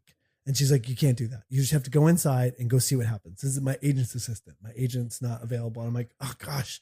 So I go upstairs and She's walk. negotiating a Freddie Prinze Jr. contract. Yeah, she's like, I don't know where she is, but she is. So I walk in this room and there's like 7 Adonises. There's like 7 beautiful men. Like they're like, I don't know them. They're nobody that, and they don't, but that dude's gorgeous. That dude has abs. That dude has the chin of a god. I am never getting this job. So I literally turn on my heels. I'm like, I'm walking out. And so I'm literally pick up the phone. I'm like, I'm going to bet that they're going to reschedule at some point. And she says to me, Matt, you can't leave. They didn't want to see you. They didn't want you to audition. We had somebody else that was scheduled there that couldn't make it. Oh, wow. So we are going to slam you in. Oh, wow. So it's either now or never. You're never getting back in that room. Oh, wow. So I literally stop on my tracks. I'm like, well, what a moment for what your am I ego, going to do? by the way. Whoa, and on top of it. Right before you go Right audition, before, too. ugh. They don't want you. They hate you. They're not They interested said at all. they'd rather drive past you if you were on fire on the side of the road. Anyone but you. And this Anyone whole but you. room of like, God, these dudes are gorgeous. So I walk in. So I say to the handsome clan, I'm like, guys, I have my kid. I'm taking him to a movie. Do you mind if I slip in? And so they all say yes. Oh, that's nice. So I walk in the room and I say to Alexander Payne, I'm like, look, I can't. I'm super charming. I promise you I'm nice. Can we just audition so I can take my kids to this movie thing in the Valley? If you don't mind. And he's like, yes, go ahead. And so I auditioned and, I worked on it really hard. I wanted it to be good. And he said, that's the best audition I've ever seen. And I'm No. like, I swear to God. Oh, my God. I mean, something akin to that. It's that was incredible or whatever. And I was like, yeah, too bad I'm never getting this fucking job. And he was like, why would you say that? I'm like, look at my face, dude. I am not the guy stealing Clooney's wife ever. And the casting director's like, why don't you get out of the room and go take your kids? And I did. And like 6 months later, I got a phone call on my, Wait, 6 Oh months? my God. he takes forever to cast. 6 months Forever. later. So, Alexander of Payne- course, in your mind, you did not get that. No, of course not. Why would I ever? And yeah. at some point, like a month in, I got word back that I was being highly considered. I'm like, I'm never getting this job. And now it's 6 months later, and his whole thing is he's really interesting. He takes forever to cast. He'll see everyone. He wants to be in the room. He wants to see them work. He takes a lot of different takes. So he has a whole palette to cut from. And he takes forever to cut. It took like a year. He'll edit as long as he wants. Oh, wow. And he has the kind of power, and he sort of crafts the movie he wants out of all these options. But back to the beach. He did make you run down the beach a couple hundred times. Yeah. Or was it down the street? No, it was down the beach. It was down the beach. It was down the beach. And you weren't at your best cardiovascular I was so heavy. training. I was so heavy. I thought my answer for getting a George Clooney's wife's lover movie that I would put on like 20 pounds. Sure, that I makes don't know total what sense. I was doing, but I was you like, almost start thinking to yourself, well, we need an explanation. So I'm so opposite from him. That's why she was attracted to me. My By the favorite way, thing to you're do, by 20 the way. times better looking than you think you are, but I think that's true for all of us. yes. But yes, you but could against definitely. Clooney, you're like, Yeah, why is this? I mean, blast For my money, first of all, I've met him as well. He's a Right. lovely guy. He's So very good. gregarious, He's charming. awesome. But for my money, I'm at a bar. I talked to both of you. I'm definitely going home with you. No, 100%. And I bet a lot of women feel that way. no way, 100%. Monica, will you back me up on this? Well, Put she yourself can't at look the me. bar. She The The can't problem look is at me. I No, don't she'll tell you the know- fucking no, truth. She's I an don't assassin. know anything about his Clooney. personality. Okay. You have of tremendous personality. Yeah, you really Oh do. my Yeah, it's real gosh. sparkly. This is my favorite. I think you look. This is Here's my what I favorite think. If moment. I'm a woman, I look at you and I look at Clooney. I look at you and I go, "This is going to be a party. This is going to be a fun life." I look at Clooney. I'm like, he's the alpha of the group. It means I have high status too, and I got to keep my shit tight, and I'm going to be afraid I'm losing him all the time. Yeah, I'm going back to party time. That's probably true. Yeah. Like one seems do- really fun, and one just seems like status Well, to you me. have, I mean, look, your life as a single man, you Yeah. were fine. I did You fine, did yeah. unbelievably well. I'm and tall. that was because you're tall Yeah, and super funny. I do think that funny and charm it's an For aphrodisiac. women, is for something. sure. Thank Yes. God. And you're Thank like God. confident in that space. Yeah, yeah, I was relatively confident in that space. It's good. yeah. Okay, so yeah, at so- any point, so clearly you go into that job, you're so grateful to have it. There's no question, right? Yeah. And yet, on the 25th time jogging down the beach, forget Right. about the training, like just your own, Or the lack own thereof. wall you're hitting. Thank God I put on shoes. They were like, "Do you want shoes or no shoes?" I'm like, "Shoes." And I thought I was super heavy, so super insecure. Like, what is he On trying to top make of me it, okay. skinny in the moment? I'm not going to be If they skinny. shoot this I long didn't enough. have breakfast. I didn't have it. Enough takes, It's you'll be hilarious. down to Well, 160. there was a moment where I have this moment with Clooney where I say, I love my wife. And every single time I ever worked on it, I said, I love my wife. And my whole body lights up with like an energy that's like electric, Yeah, right? which is probably your real feelings for Heather. 100%. Yeah. 100%. And every time it comes out of my mouth, I literally am like trying to hold it together, Yeah. which I thought would have really served the scene. Yeah. So I get there that day and I feel nothing. I might take one, take two, three, and he does a lot of takes, and I'm like, I feel I got nothing going on. Uh-huh. So I get to my close up, and we've now been on the scene for a long time. And I like George a lot. He's great, but it's not like, we're not sitting. It's like the first day we've worked together. We're not talking, I'm not going to him like, hey, this is what I'm going to try. Yeah, yeah. But in this moment, I did this scene where I was like, you know what? And I start to go off improv because I want to light myself up. Sure, and then bring it maybe And then bring even it back. back. down to the- Yes. Like, yeah. here's my belief. And then come back. Yeah. You know who I love? I love my daughter, Addison. I love my. Cut! What the fuck are you doing? Oh God, that's And I was what like, Alexander oh, said. yes. What are you doing? What are those words? Who the fuck? What are is you it? doing? Who are these people? And literally, Clooney's like, big-eyed, staring at me, going, "What are you doing?" Like, I was trying really hard to be acty.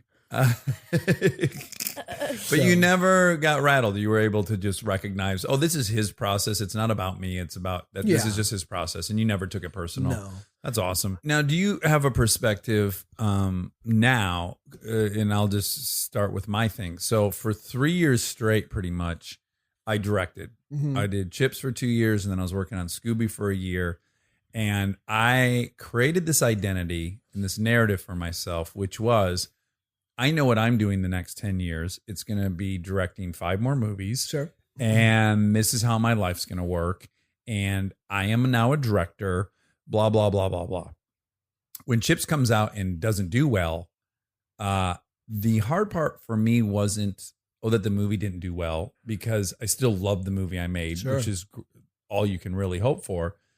But it was that I went, oh, fuck, this identity I've been wearing for 3 years. I'm a director. This is what I'm doing for the next 10 years.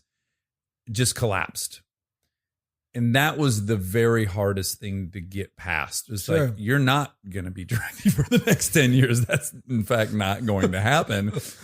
Who are you now? Right. Because I've been wearing this hat for 3 years. I'm a director. My wife might be making more money than me and stuff, but I'm not bothered by it because I'm a director. Like, Sure. it's just this weird Sure. identity I had for myself. Sure. And I think anytime that thing shatters and you've now got to figure out again what your identity is, it can often be a blessing. For me, I think it was a complete blessing, because if I had been a director for the next 10 years, I'm missing a lot more of my kids' lives than I'm currently missing. Right. And it would have been through no fault of my own. It's just a very time-consuming job.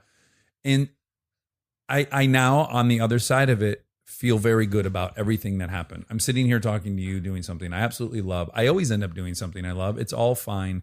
And even more proof that my identity should never really probably be my job. So having gone through that phase where after Without a Paddle, you were frustrated as hell, you went back to acting. Did you zero in an identity that's more stable and maintainable and one you're proud of? So first of all, I love that you have the capacity to articulate that, because I think that so many times that people listen to our stories, or you read the article, or you see that hit piece for 3 minutes on Entertainment Tonight, and you're like, it's all bling. You look at your life with your wife, and people are like, oh, he's got it made. There's no problem. It's all good.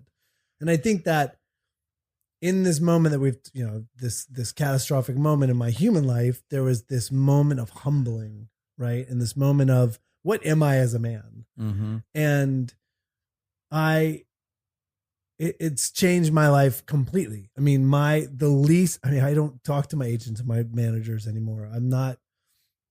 I'm on a great show. I love my show, but I just started a Dungeons and Dragons company with 5 of my best friends. We've been playing for 26 years. Oh, that's another thing. We launched in June. I started this thing where I had this moment where I was receiving an award as a philanthropic actor from 5 Acres. And as I'm receiving this award, I feel like a complete sham. I'll tweet or I'll be at a party and it's garbage. And I was away at this thing called Hatch, which is this collection of people in Montana that are trying to save the world. And I had this vision, and I literally I'm gonna start a poetry slam for kids living in foster care. So I bring in these world-class poets, and we work and we implement this poetry program for the course of the year. And we do the slam poetry. Single greatest thing in my life. And an actual esteemable act, which is how you get self-esteem, which is how you feel good. Yeah. And you're being in a hit movie actually isn't an esteemable. No, it's awesome. It's ego and it's money. Yeah. It's a job. Yeah. And it's so, it can evaporate because it's not real. It's not an actual thing to have esteem about. But you never have a pediatrician going, when's my next patient coming in? I need another patient. When's my next patient? Can I have a patient? Please let me have a patient. Why doesn't that patient like me? Also, if I don't have patients, I'm no longer a pediatrician. Yeah, no, you're a pediatrician. Yeah, but we'll start feeling like crazy. I'm not an actor if I'm not being paid to act. So in my life, in my teaching, like the very first time I taught, I came up with this analogy of the antelope. And so this is the dumbest analogy ever, but I use it all the time. Our job as artists, which is what you are, whether you were born that way or you have made yourself that way now, is to travel across the Serengeti to die with the other artists. My whole goal is to be with the other artists when I die. So that's a neat goal. And what happens is that, you go left and all of a sudden you're like, yeah, I'm going to take this side job. And young actors, like, I'm going to, you come out of school and you're like, I'm a waiter to pay for acting class. But then they make you, the manager, and then you're a bartender. And all of a sudden now you're working 4 nights a week. You haven't been in acting class in 6 years and you're still calling yourself an actor, but you're really a bartender. You've gone off the path, right? You've been eaten by the alligator at the watering hole on the way across the Serengeti. So our goal is, and we all get lost. And the only way to make it across, I think, the Serengeti to die with the other artists is to travel as a pact, to travel with a bunch of other people that are like you. And that's what that night of reading of plays in my house is about. It has nothing to do with being a dad or being or in this business. It's about being surrounded by other people like you. Yeah. And I think that for us is a really hard thing to understand because it's so individualized. You can sit in your house and be like, why am I not working? And you're lost. And it's not till you get with other people that are like you that you realize, oh, this is what I'm born to do. Do you also find, and it's sad that our families can be a backup plan, but I think it's also very common, which is in that moment of identity crisis for me, what was so nice is like, oh no, I'm still a dad. Like I take so much pride and pleasure and esteem out of being a dad. Sure. It's just the greatest for me thing. And I think even getting through the CHIPS experience was so aided by the fact that I had a more primary purpose, which is I got to be a dad. Sure. And do you find that too for you is like the kind of the cornerstone of your identity and self-esteem? Look, but you can't leave your self-esteem there either, right? there's always Why? Because they leave? yeah, they leave. My plan is for them to stay They at home won't. forever. They I'm the only won't. parent who wants their kids to be fucking losers. I don't want them to ever move out of their bedrooms. I'll even let like shitty dudes come live there too if That's it means hilarious. they stay. The older they get, I mean, your kids are, how old are your kids? 3 now? and 5. Yeah. So you're in the Kindergarten was last week. God bless started. you. Yeah. I mean, I have a 16-year-old and a 13-year-old, and their whole mission is to break up with you. Right. And you're like, I literally am like, you can't give me attitude. I'm in love with you. What are Yes. you doing? Yes, this is what What are you doing? What, and my son, he's a soccer player and like, but he's a good soccer player. And we share soccer together. Uh-huh. We share, like, we'll go to a tournament and we'll like sleep in the, we'll sleep in our hotel room, and then we'll get up and have breakfast again. It's my favorite thing in the world. Yeah, it's a And buddy. I know at some point he's going to take it away from me. He's going to be like, I don't want to do this because of you. And I'm Yeah. like, no. Yeah. This joke is a polarizing joke, but I'll say it anyways. We went to Erica Christensen. Yeah, sure. We went to her wedding. My oldest daughter at the time was probably 2.5, 3, and she saw Erica in the wedding dress for the first time. So it's kind of the first, like, her understanding of marriage and Sure. wedding and everything. And we're walking to go get our seats, and she said, "I'm gonna marry you, Daddy." Oh. And I said, "Oh, I can't wait." And Kristen goes to me, you can't marry our daughter. And I said, "Are you kidding? I'd be the perfect husband. I'd spoil her senseless. I'd never want to have sex with her because she's my child. What more could she ask for? Just a sugar daddy who doesn't ever need to sleep in the same bed. I mean, isn't that the dream?" I don't think oh my God. It's not. Monica, you It's need not to shut the dream. that down. I'm gonna work There on is it. a hashtag for that. I guarantee you. All right, you want to know what I learned from you and Seth? Yeah, please. So I will tell you that in my life, there are very few times where I get quiet. Like I will be the pauper to the president. Like I will engage. And the two of you were so fast and so funny and so charismatic that I tried so hard so many times to compete with the two of you. Like, we'll be at dinner or we'll be in a moment, and I would try to keep up. And I realized it was the very first time in my life that I was like, oh, I'm not that fast and I'm not that funny. And since that, I was very clearly aware that I wasn't as fast and as funny. And to this day, if I get around, I can't do a sitcom. I can't do like a show where I'm funny. Really? Yeah, because I get really We ruined. Yeah, it sounds like It you were. sounds like we ruined your life. Yeah. no. Can I tell you though that during that whole time too, I was going, "Oh wow, Seth! I can't think as fast as Seth." Well, Seth you is were really a thinking machine he gun. is. Well, can we talk about him first Yeah, of all? yeah. Pound for pound, the most beautiful man on earth. Sure, Pound for pound. He looks like Brad Pitt in Fight Club with He his is top off. those eyes. Yeah. He's got beautiful eyeballs. Uh-huh. He's real. I mean, His physique and without a paddle. Remember, you and I were going to the gym and shit, we and he will was like put going out to push-ups eat every day. Yeah, we were doing push-ups nonstop, but we were doing pull-ups on the set of the fucking tree house. Yeah. Seth was like eating candy and stuff. He loves candy, and he had a fucking 8-pack and great deltoids, and we were like, "What's going on He's a here?" real handsome man. We had tall, skinny, fat God, I guy love him. disease. Yeah, he's just the most. He is the best. He is, and he's so lightning fast. It's incredible. When I was sober during the movie until the last week, if you recall. I do recall that last week. It was that thing where there is no end. The switch gets flipped. Yeah, there's no end. No, there And really isn't. There's no end. I don't know if you remember, I was hanging out with the stunt guy. The dude, he had been in the Lord of the Rings movies. He was like the biggest guy on set. He was huge. And I ended up, like day 3 of being awake, wrestling, just staring at him for 2 days. And finally I was like, we got to wrestle. I got to find out how I would do against you. Because he was just a monster.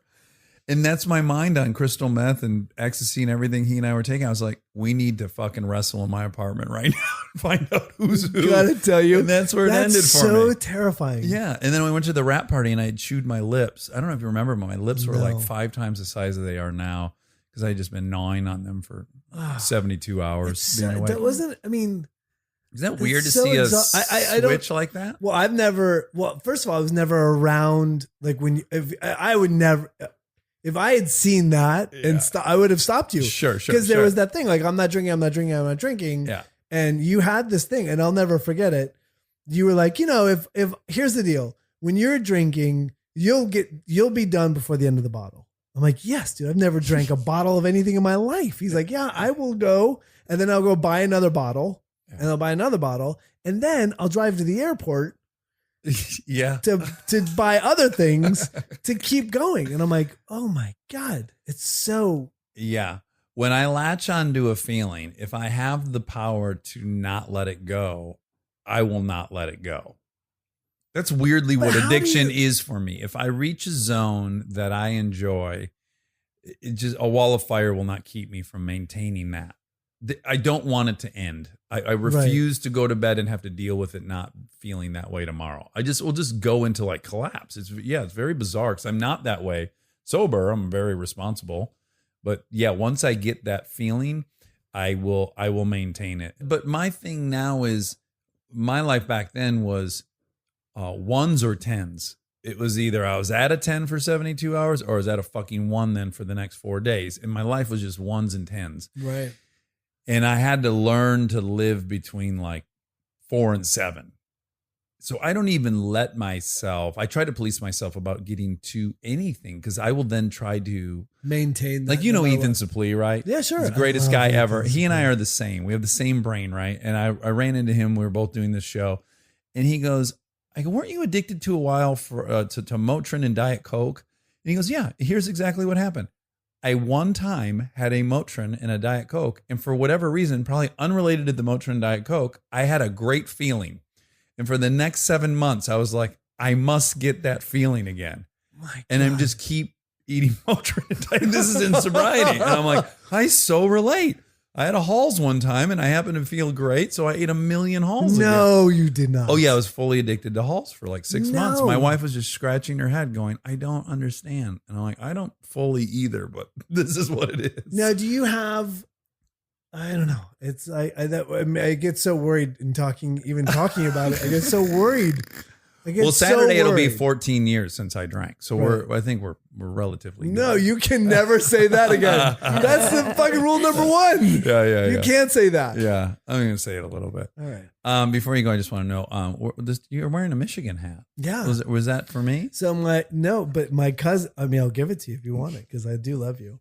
My cousin, Heather, she took the Special Olympics kids from Michigan to the Special Olympics in Seattle, and they got third. Oh, that's third awesome. place in basketball. Oh, really? Yeah. So then I was like, that's the greatest hat ever. She's like, I'm sending you a hat. Oh, that's wonderful. Yeah. So super proud of her. So before you go, Good Girls, when does it come back on the air?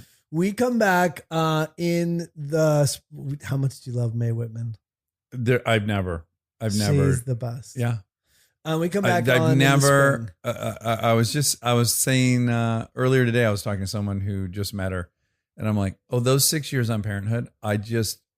I can talk to her wall to wall for 14 hours straight. I just love talking to her. She's so fun to talk to, isn't she? She's awesome. She's magic. She's magic. I don't have her like that because I never see her because we're sort of. I'm sure it was the same on Parenthood. Like you're separated, so you're never really seeing them that much. But it's so great when you get to work and you're like, oh, I have 3 scenes with Mae today. That we're gonna have a blast all day. Awesome. Do you miss Parenthood? So much. Yeah, not necessarily like I wish I was still on it, right? But what a beautiful 6 years. Loved everybody. Easy schedule, close to home, just awesome. I love you, Matt Lillard. I love you, buddy. You're such a sweetheart. I'm so glad you came down and talked to me today. I'm glad you asked. I was feeling left out. Oh, were you? A little bit. I was like, I'm sorry. No, I'm happy to be here. It's so funny. Just 1 second on that. Now that I'm on this side of it, all these thoughts I had about shows and stuff, I now realize it's just like you've directed things. Sure, yeah. Once you get on that side of it, right? Doesn't so many of these things that you thought were happening, you recognize that's not at all what was happening. No one was talking about my relevance compared to anyone else. But I was like, oh, look, he's doing a show. Oh, there's Seth. Oh, I'm ready. I'm available. No, but then I don't want to call and say, hey, I'm around. I would love that, by the way. At no point am I sitting back going like, he's not big enough to be on the show. Like that's just not happening. Of all the things. Well, when you're on the other side going, well, I guess I'm not big enough. That's fine. No It's way. totally fine. No, I was 100% going to talk to you, and because I talk incessantly about Without a Paddle on this podcast, because it's still my most formative, craziest, best experience working, and so it comes up nonstop. So there's no way we're not all talking. Well, I'm glad. Yeah. I'm glad to be here. Thank you for letting me blither. Oh no, I loved it, and you'll come back. How about that? I'm telling you now, you're invited back anytime you want. I'm coming back whenever you'll have me. All right. Thank you, Monica. And now my favorite part of the show, the fact check with my soulmate, Monica Padman. Hello, it's been a while. Hey, how about you? That's a song you and I listened to on the ride over to the attic. I And recognize it it. won't leave my head. Hello, it's been a while since we checked those facts. Well, we're not doing the fact check yet. Why? This is the intro. Not now. Okay. Okay, we are doing I the love fact getting check. you off kilter. We just caught Monica Padman with her No, we pants caught down. you with your pants Oh, down. did we? Yeah. 'cause You can't throw a curveball at me that I won't at least connect with. What? I don't know if I'm going to knock it out of the park, but I'm going to make contact with that curvy. I'm using a sports metaphor. Do you like it? It's a baseball sports metaphor. I don't get it. You know, pitchers have a curveball, Sure. and I like to call it a curvy. Sure. And I'm going to name drop for a second. No, it's never mind. I'm not going to. So gross. I'm going to. When I was doing Idiocracy, Luke Wilson and I had this non-going bit where anytime we wanted to improv, we were going to warn the person, we would go, hey, do you like hitting curvies? And if the person said they liked hitting curvies, then you were open to improv. Oh my God. Now I don't regret telling the story. I guess I could have told the same story with the same impact, just left out Luke Wilson's name. I was just about to say that. That's if you how I'll feel improve. self-conscious about name dropping, you don't have to do that. You can still tell your story without it. Yeah. Let's break down name dropping though, because it's a nuanced topic, just like anything else. Like I think, and I have done this in the past, I am connecting myself with someone of higher status so that hopefully my status will improve. But if someone's your legitimate coworker for 4 months, are you name dropping, or is that just the person in your story? Well, Like I'm not trying to increase my status by saying Luke Wilson in that scenario. But it definitely fits the definition of name dropping. right. I guess if we're talking about, if I'm telling you a story and you don't know personally the Mhm. other person I'm talking about, Mm-hmm. then I probably don't say the person, right? But if I'm No, I disagree. Like when you tell stories about your childhood in Atlanta, I'm hearing all these names. yeah, sometimes I say my friend Gina, but I do that because you do that. But in life, I don't do that. Well, what do you even say? Do you just say my friend in Georgia and I did blank? I just say, yeah, my friend and I were at the park and we. It's more, to me, the story's better when there's a specificity. And I go, oh, Gina. Mm-hmm. Now I'm following Gina. And then maybe Margaret's going to enter the story. And it would be hard to juggle two different people in the story. Like, so my friend and I went to the park, and then my other friend showed up. And then so my friend said, are you going to go on the monkey bars? And I'd be like, wait, the friend that showed up or the friend you arrived with? Okay, I understand the confusion. Yeah. Sure. I don't know. I just think depending on the type of story. Mm-hmm. But you found it distasteful when I said Luke Wilson. No, I didn't. But I Oh. know that I know that you have this thing with name dropping, and I do think it's nice to be aware of that. Yeah. Because sometimes it can, not from you, but in life it can come off. But you know what? Tell me. I What if you just go, you know what? I hate you. I don't like you. I just don't like you. Like that was the final straw. You just go, You know what? I'm done here. I hate you. No. I think because it's maybe only name dropping if this doesn't You're feel status seeking? fair. Yeah, but that also doesn't feel fair. Because if I'm telling somebody a story about you, I should be able to say your name. Well, certainly you should, because quite often if you were telling a story about me, it almost wouldn't make sense unless it was me. You know what I'm saying? Like if you're like, oh, my friend gets bare naked and touches the wall with toilet paper or something bizarre about me, it almost No, but if I'm just like, Dax and I went. yeah, And we grabbed went to the stamp. We went to the stamp to I'm get ill. the lunch. No. Yeah, Monica just came down with a phantom illness in the last 90 seconds. No. On the ride over, maybe it was just your excitement about me having installed my new car stereo so eloquently. That's elegantly. Elegantly. Was that it? Were you Exquisite. on a little bit of a high? No, I was just trying to tell you that you did such a nice job. Thank you. I spent the last 3 days frustrated installing a stereo that doesn't fit in my Buick Roadmaster. And it's a combination of stubbornness and I won't quit. So Yeah, tenacity. I got it out of the box. I held it up to the hole in the dash and I go, not the right size. It's not wide enough. None of the hardware is going to bolt in correctly. There's going to be big gaps on the side.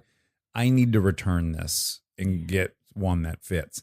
And then I started trying to pack it back in the box. And I said, I can't do that. It will never go back in this box the way it came out of this box. So then I'm going to deal with some big problem returning it. And I'm just going to live with this mistake and make it work. And then cut to 3 days of fabricating weird things. It couldn't be more sloppily assembled, but it looks good on the outside. It looks great. And it works. It functions. It does. I now have Bluetooth calling in my 28-year-old car now. Yeah, it's great. So exciting. And I was playing some XM radio over it. It just was doing it over my phone. I think I can make my maps come up now on the screen. Mm-hmm.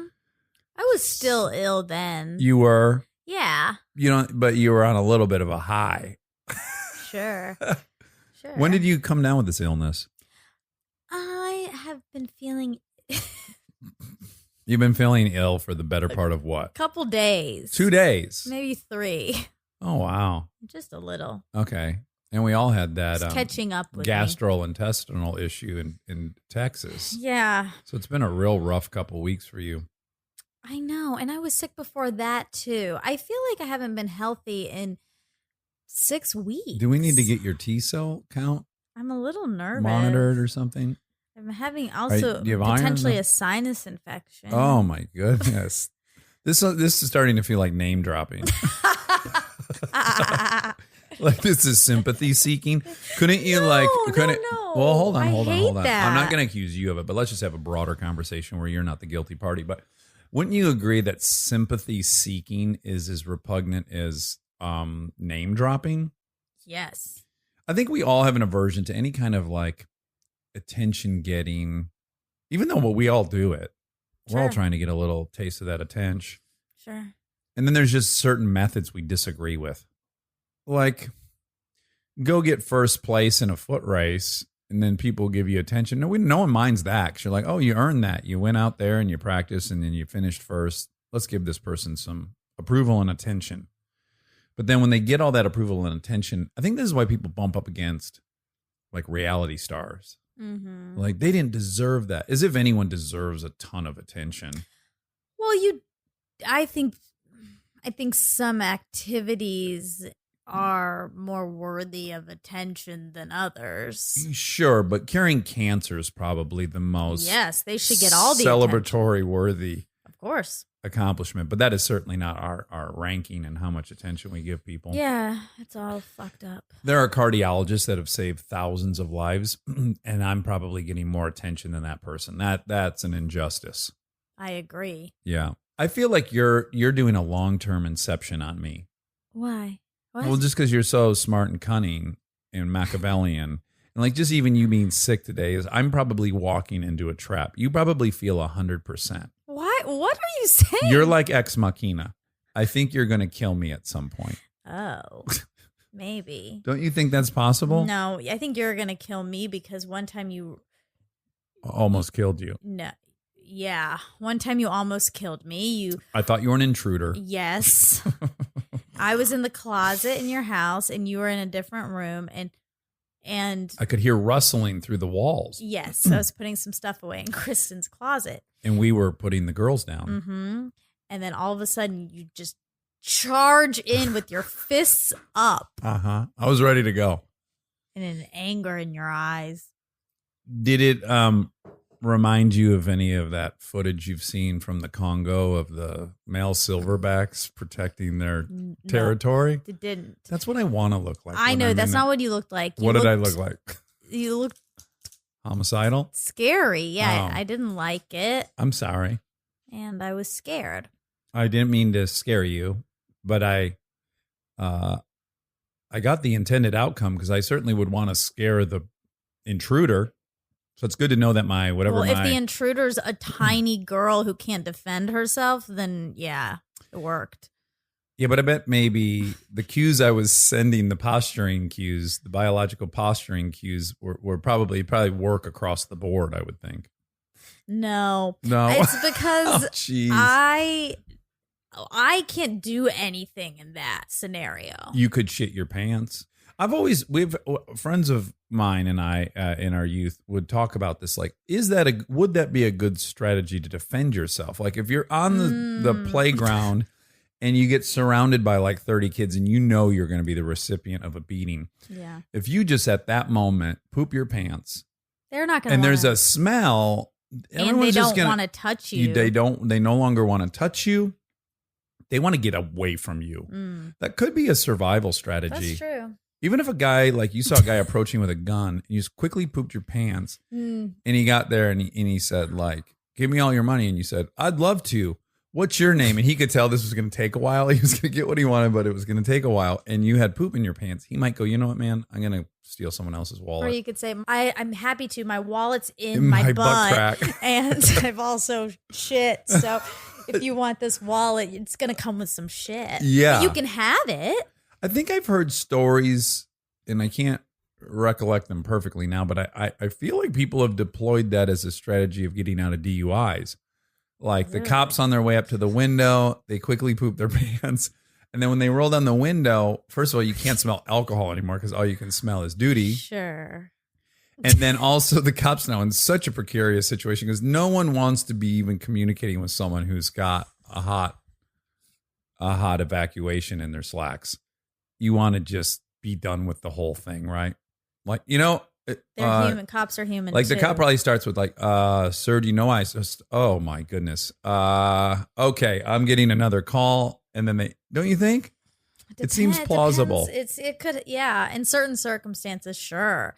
Depending on how strong that cop's sense of smell is. That's a factor, a variable. If they don't have a good sense of smell, they won't care. They won't care. Yeah, No. my father been a cop. He's zero sense of smell. Oh, I have a very good sense of smell. Brag number one. I want to get a buzzer in here, like First of all, you've called me a braggart today Yep. and attention seeking Mhm. for an illness. Yeah. And I've appointed myself the person in your life that's going to keep you humble.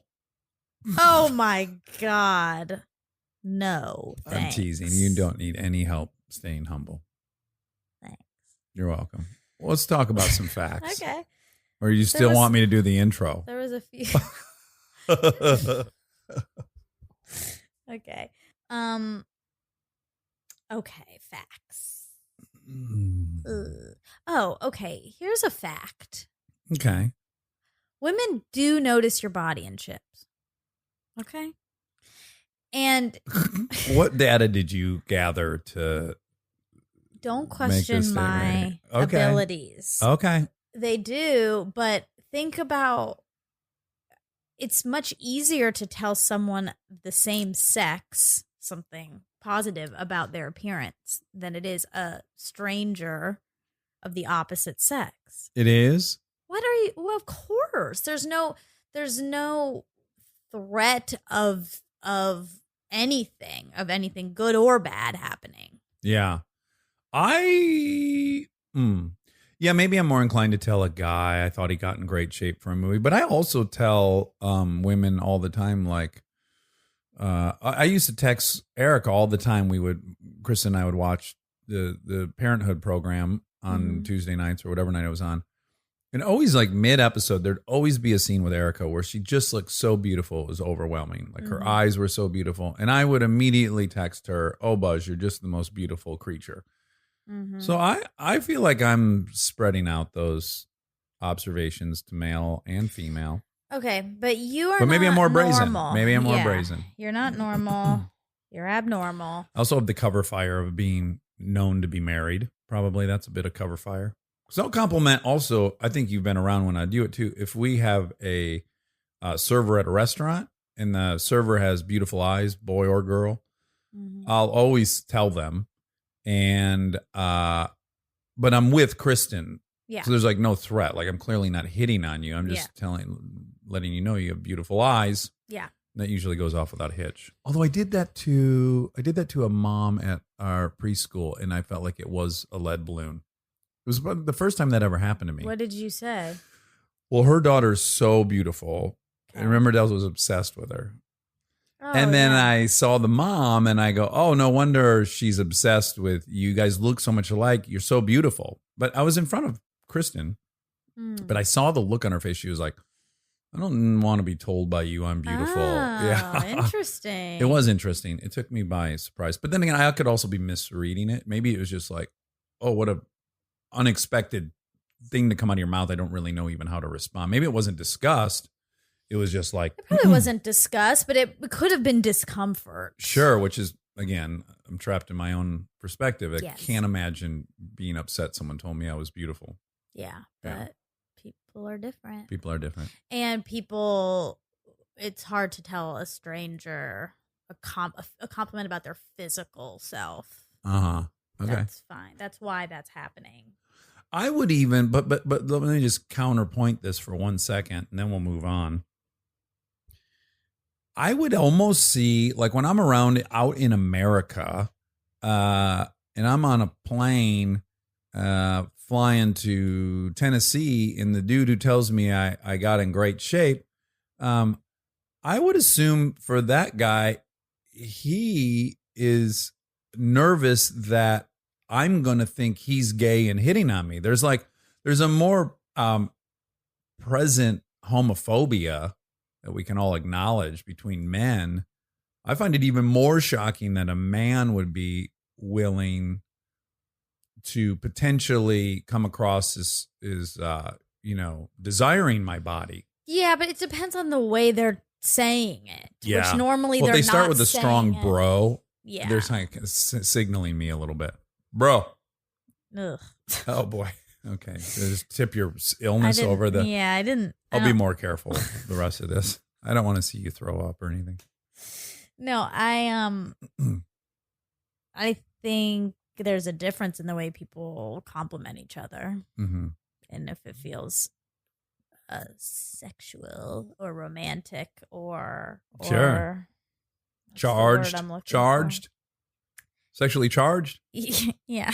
Okay. Yeah. Okay.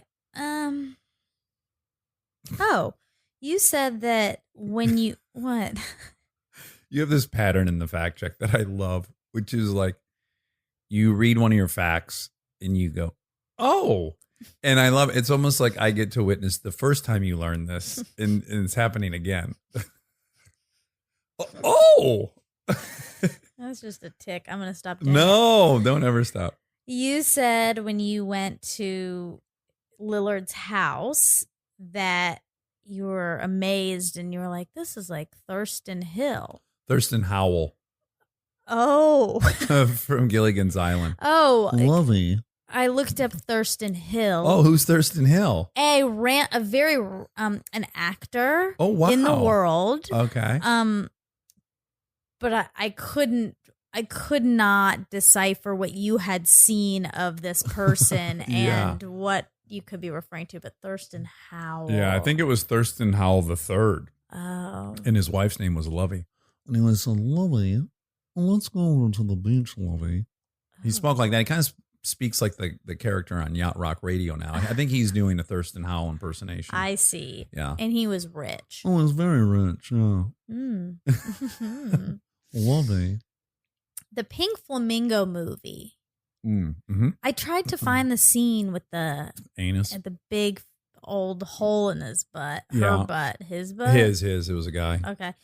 And I couldn't find it. I'm happy for you. You didn't find that. I found some other terrible things in my search. I bet you did. Yeah. Oof. Divine like steals steaks in that movie by putting them in between her thighs or his thigh. I know the problem. What's interesting is back then they called him Divine, but we wouldn't call him Divine now. We would call her Divine. He was a transvestite back then. He dressed. He was a cross-dresser? Or was well, the he old distinction, I don't know if it's still the distinction, but a transvestite was someone who dressed with a different gender, and then a transsexual was someone who had some kind of procedures. Yes, surgery. And I don't think that Divine had any surgeries, to my knowledge. So back then, I think they referred to Divine as him. Was Divine ever? Did you ever see him in his male persona? Right. Never. Okay, then yeah. Yeah. But he or she well. Eats a turd off the street. I saw that part. Oh, dog poop. Yes, a dog pooped and yeah, that's right. And it was eaten, and it was really, you could tell it was real. Yep. Yeah. Ugh. Yeah. That's probably what sparked my illness. Oh, maybe. I looked at all this morning. But what's crazy is that John Waters had that movie in him, and then also had Crybaby in him and Serial Mom. Like, he's a good director. Just a wide range. So interesting. And then his hometown is Baltimore. He's like the resident artist in Baltimore. He's celebrated. Oh, really? He just has a cool story. Now, whether you like Pink Flamingo or not, most people, I'm sure, would find it distasteful and objectionable. But he has a great story. Talk about a guy who picked his lane, not a popular lane, openly gay, every trigger you could have, and just stayed the course, and then became kind of a celebrated hero. Yeah. Yeah, it's neat. And another thing that happens in that movie is Cookie and Crackers, two characters, have sex while crushing a live chicken between them. Yeah. This movie it's not, yeah. It's not it for wouldn't me. hold up to today's rigors of the SPCC, ASPCA. Yeah, would not pass. No. PETA would be all over that film. I wish I could have seen the anus portion just to see how big, just to see if a grapefruit really would have fit in there. And I do wonder if it holds up for me, because it's been 30 years since I saw that movie. So did you like that movie? Because I saw a few clips. I liked it in the way that as a kid, I also liked the Faces of Death movies, or I liked anything. This is a pattern of my whole life. I liked anything that said, oh, here's the system. Fuck this system. We'll do whatever we want. I was always drawn to that punk rock mentality of don't take any system for granted. And do whatever you want. I know it's never into hurting people, but right. And what's interesting is I told you I had lunch with Eric Weinstein, and he was learning disabled, and his brother was learning disabled, and they're both prominent intellectuals now in our country, and it clicked for me in that meeting where it all comes from, which I could see it best in him, where the system he was in told him he was stupid for 10 years. And then he graduated top of his class in mathematics from Harvard, which is impossible to do. Yep. So I think when you have that experience, you become innately or perpetually questioning of all systems. Sure. Makes Like sense. when the most formative system you were a part of was flawed, Yeah. then I think you just have this inherent distrust or questioning of all systems. And it's frustrating to be around. I think Kristen finds it frustrating. Well, it also it depends, and it depends on how it's executed. Like in this case with this movie, like it just makes me just like people need back to attention seeking. Right. Like You thought it was unnecessarily provocative. Yeah, like the things people are doing to ultimately get attention and noticed, and and to me seem Sure. outside the box and outside the system, and poking around just cut. It feels so arbitrary to me. So we're going to have a role reversal right now because I'm going to take what would normally be your point of view. Okay. And I'm going to tell you that here's John Waters. He's found this community of people, of weirdos and rejects and disenfranchised and people that are not mainstream. Everyone in that movie's got something weird about them by that day's definition of weird. Sure. So he has this pocket in this community of the Broken Toys Island. And he says, you know what? We deserve a movie too. We're not like you, but we deserve a movie too. And so I'm going to make that movie. And when you think about it that way, it's kind of empowering and sweet. Yep. But I also like, what is we? We those 5 people, or we the gay community? Like, what does we mean? Because I do not think it's a mass group that relates to that movie. Well, I would argue that the facts speak for themselves. It's 40 years later, and you and I are talking about It's a cult classic. It is. So there was an audience for it. A lot of people saw that, and whether they stole meat between their thighs or dressed up like a woman, they at least identified with feeling like you don't at all fit into this world. And so it didn't have to be the exact example of how they felt that way, but there was some recognition of, oh yeah, I feel like a complete freak in this society as well. Like I'm not fitting into it. Yeah. So in whatever way, the people that watched it over and over again took some kind of pleasure out of it, or they wouldn't do it over and over again. But normally you would be on this side of the argument and I'd be on your side. Well, sometimes I think people just get pleasure and get entertainment out of absurdity and ridiculousness, like The Room. That's a huge cult classic, and not because people are relating to Tommy. It's because it's I agree, but that one didn't have an intention. It had an intention, but it wasn't what was achieved. I think John Waters had an intention that he achieved. Like he wanted to make mainstream feel as uncomfortable as he feels about the mainstream, or that he has been relegated to feel moving through life. And he wanted other people to feel that. Yeah. So, and he achieved that goal. I think Tommy Wiseau was trying to make Fatal Attraction. Yeah. And I don't think he hit that mark. Right. I don't either. But anyway. Or Basic Instinct. Such a sexual movie. Cillian Murphy is Killian with the hard K. Okay. Okay. But spelled with a C though, right? Yeah. Yes. With the hard spelled K with the sound. C with the hard K sound. Blockbuster Video. We might have some young listeners who don't even know what Blockbuster Video is. Well, then let's start them with the song. Wow, what a difference. Blockbuster Video. Wow, what a difference. I don't know. Blockbuster Video. You don't recognize that song? Heard that. That was their theme song. Wow, what a Their difference. theme Blockbuster song? Video. They had a theme song? What an interesting choice, because wow, like they define themselves as wow, what a difference. They were so different from all the other video stores, which how different can you be? They had a lot of titles. They had an impressive inventory and they had quite a snack bar. Yeah. It was a video store to rent videos, VHS tapes. Yeah. I don't even think They did they DVDs. moved into DVDs. They did. They even had laser discs in the Oh. interim between DVD and VHS. And it doesn't exist anymore, but I spent a lot of there was a One Blockbuster- exists, right? In Alaska, it's always on John Oliver. There's Oh, one Blockbuster left in Alaska, and it's now being celebrated. That's whatever. right. Yeah. That's right. Okay, so there's one Blockbuster Video left, Yeah. but it was a cool People should make a place. pilgrimage. I used to rent so many movies at once. As fun as the movie you would bring home was perusing Oh the God, aisles. it was an experience in It itself. was. Yeah. Because you'd rent a movie you had no idea about. You never heard it. You're basing it solely on the Cover.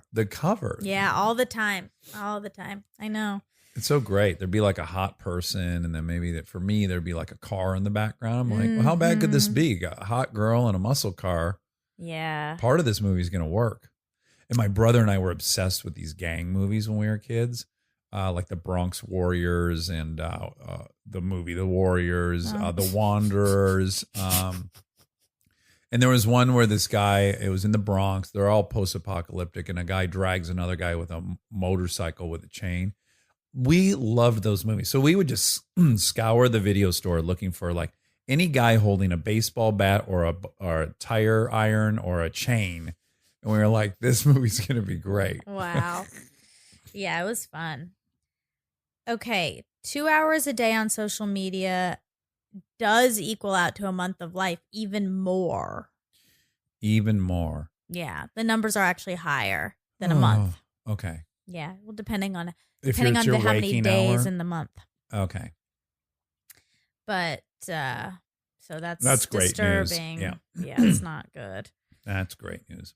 So Shawshank, you said, did terribly. Mm-hmm. Financial disaster. Shawshank's total domestic gross was $28 million. Mm-hmm.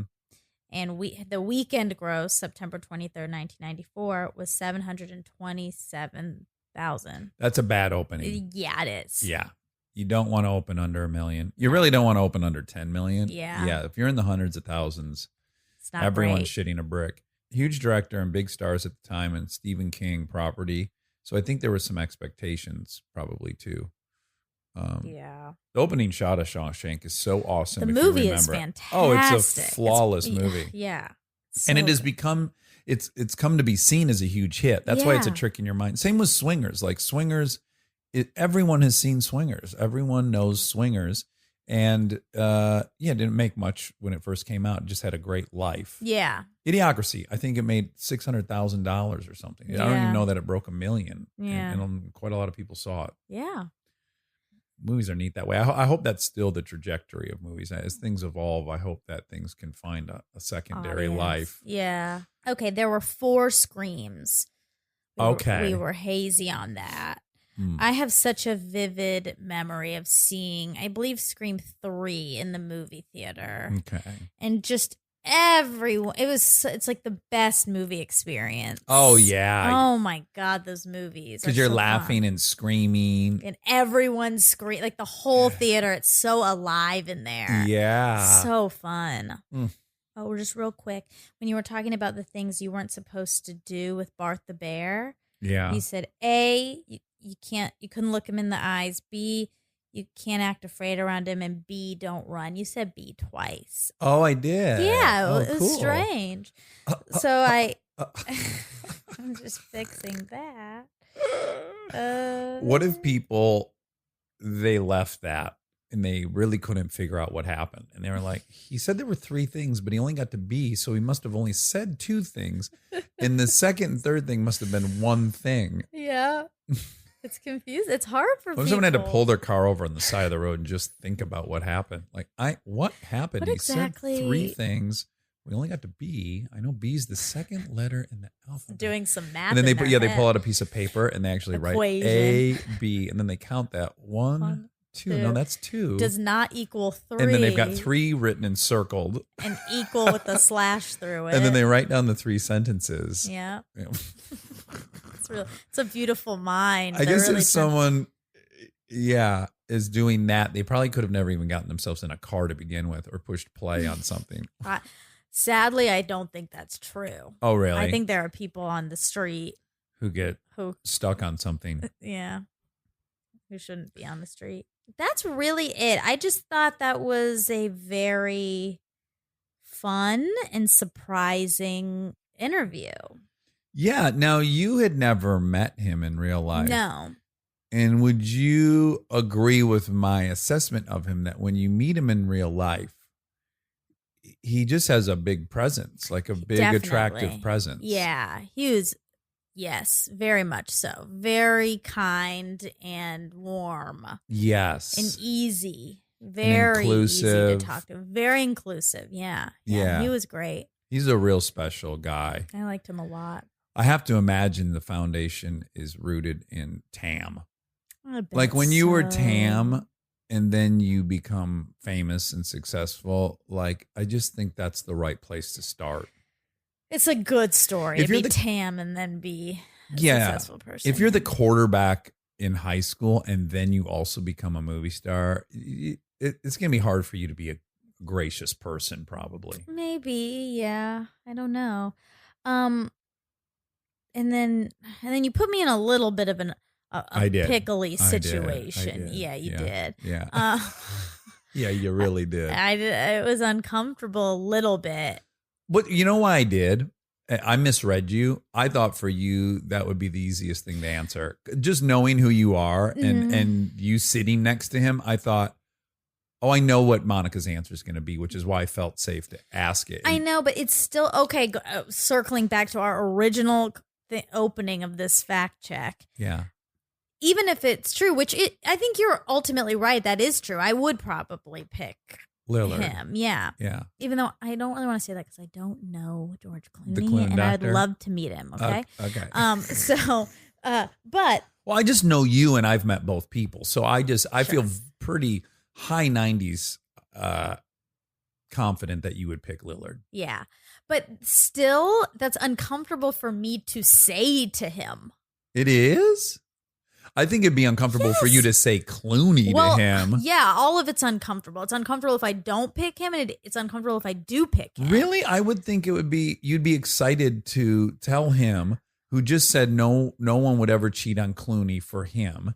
And then you have an opportunity to go, that's not true. I would.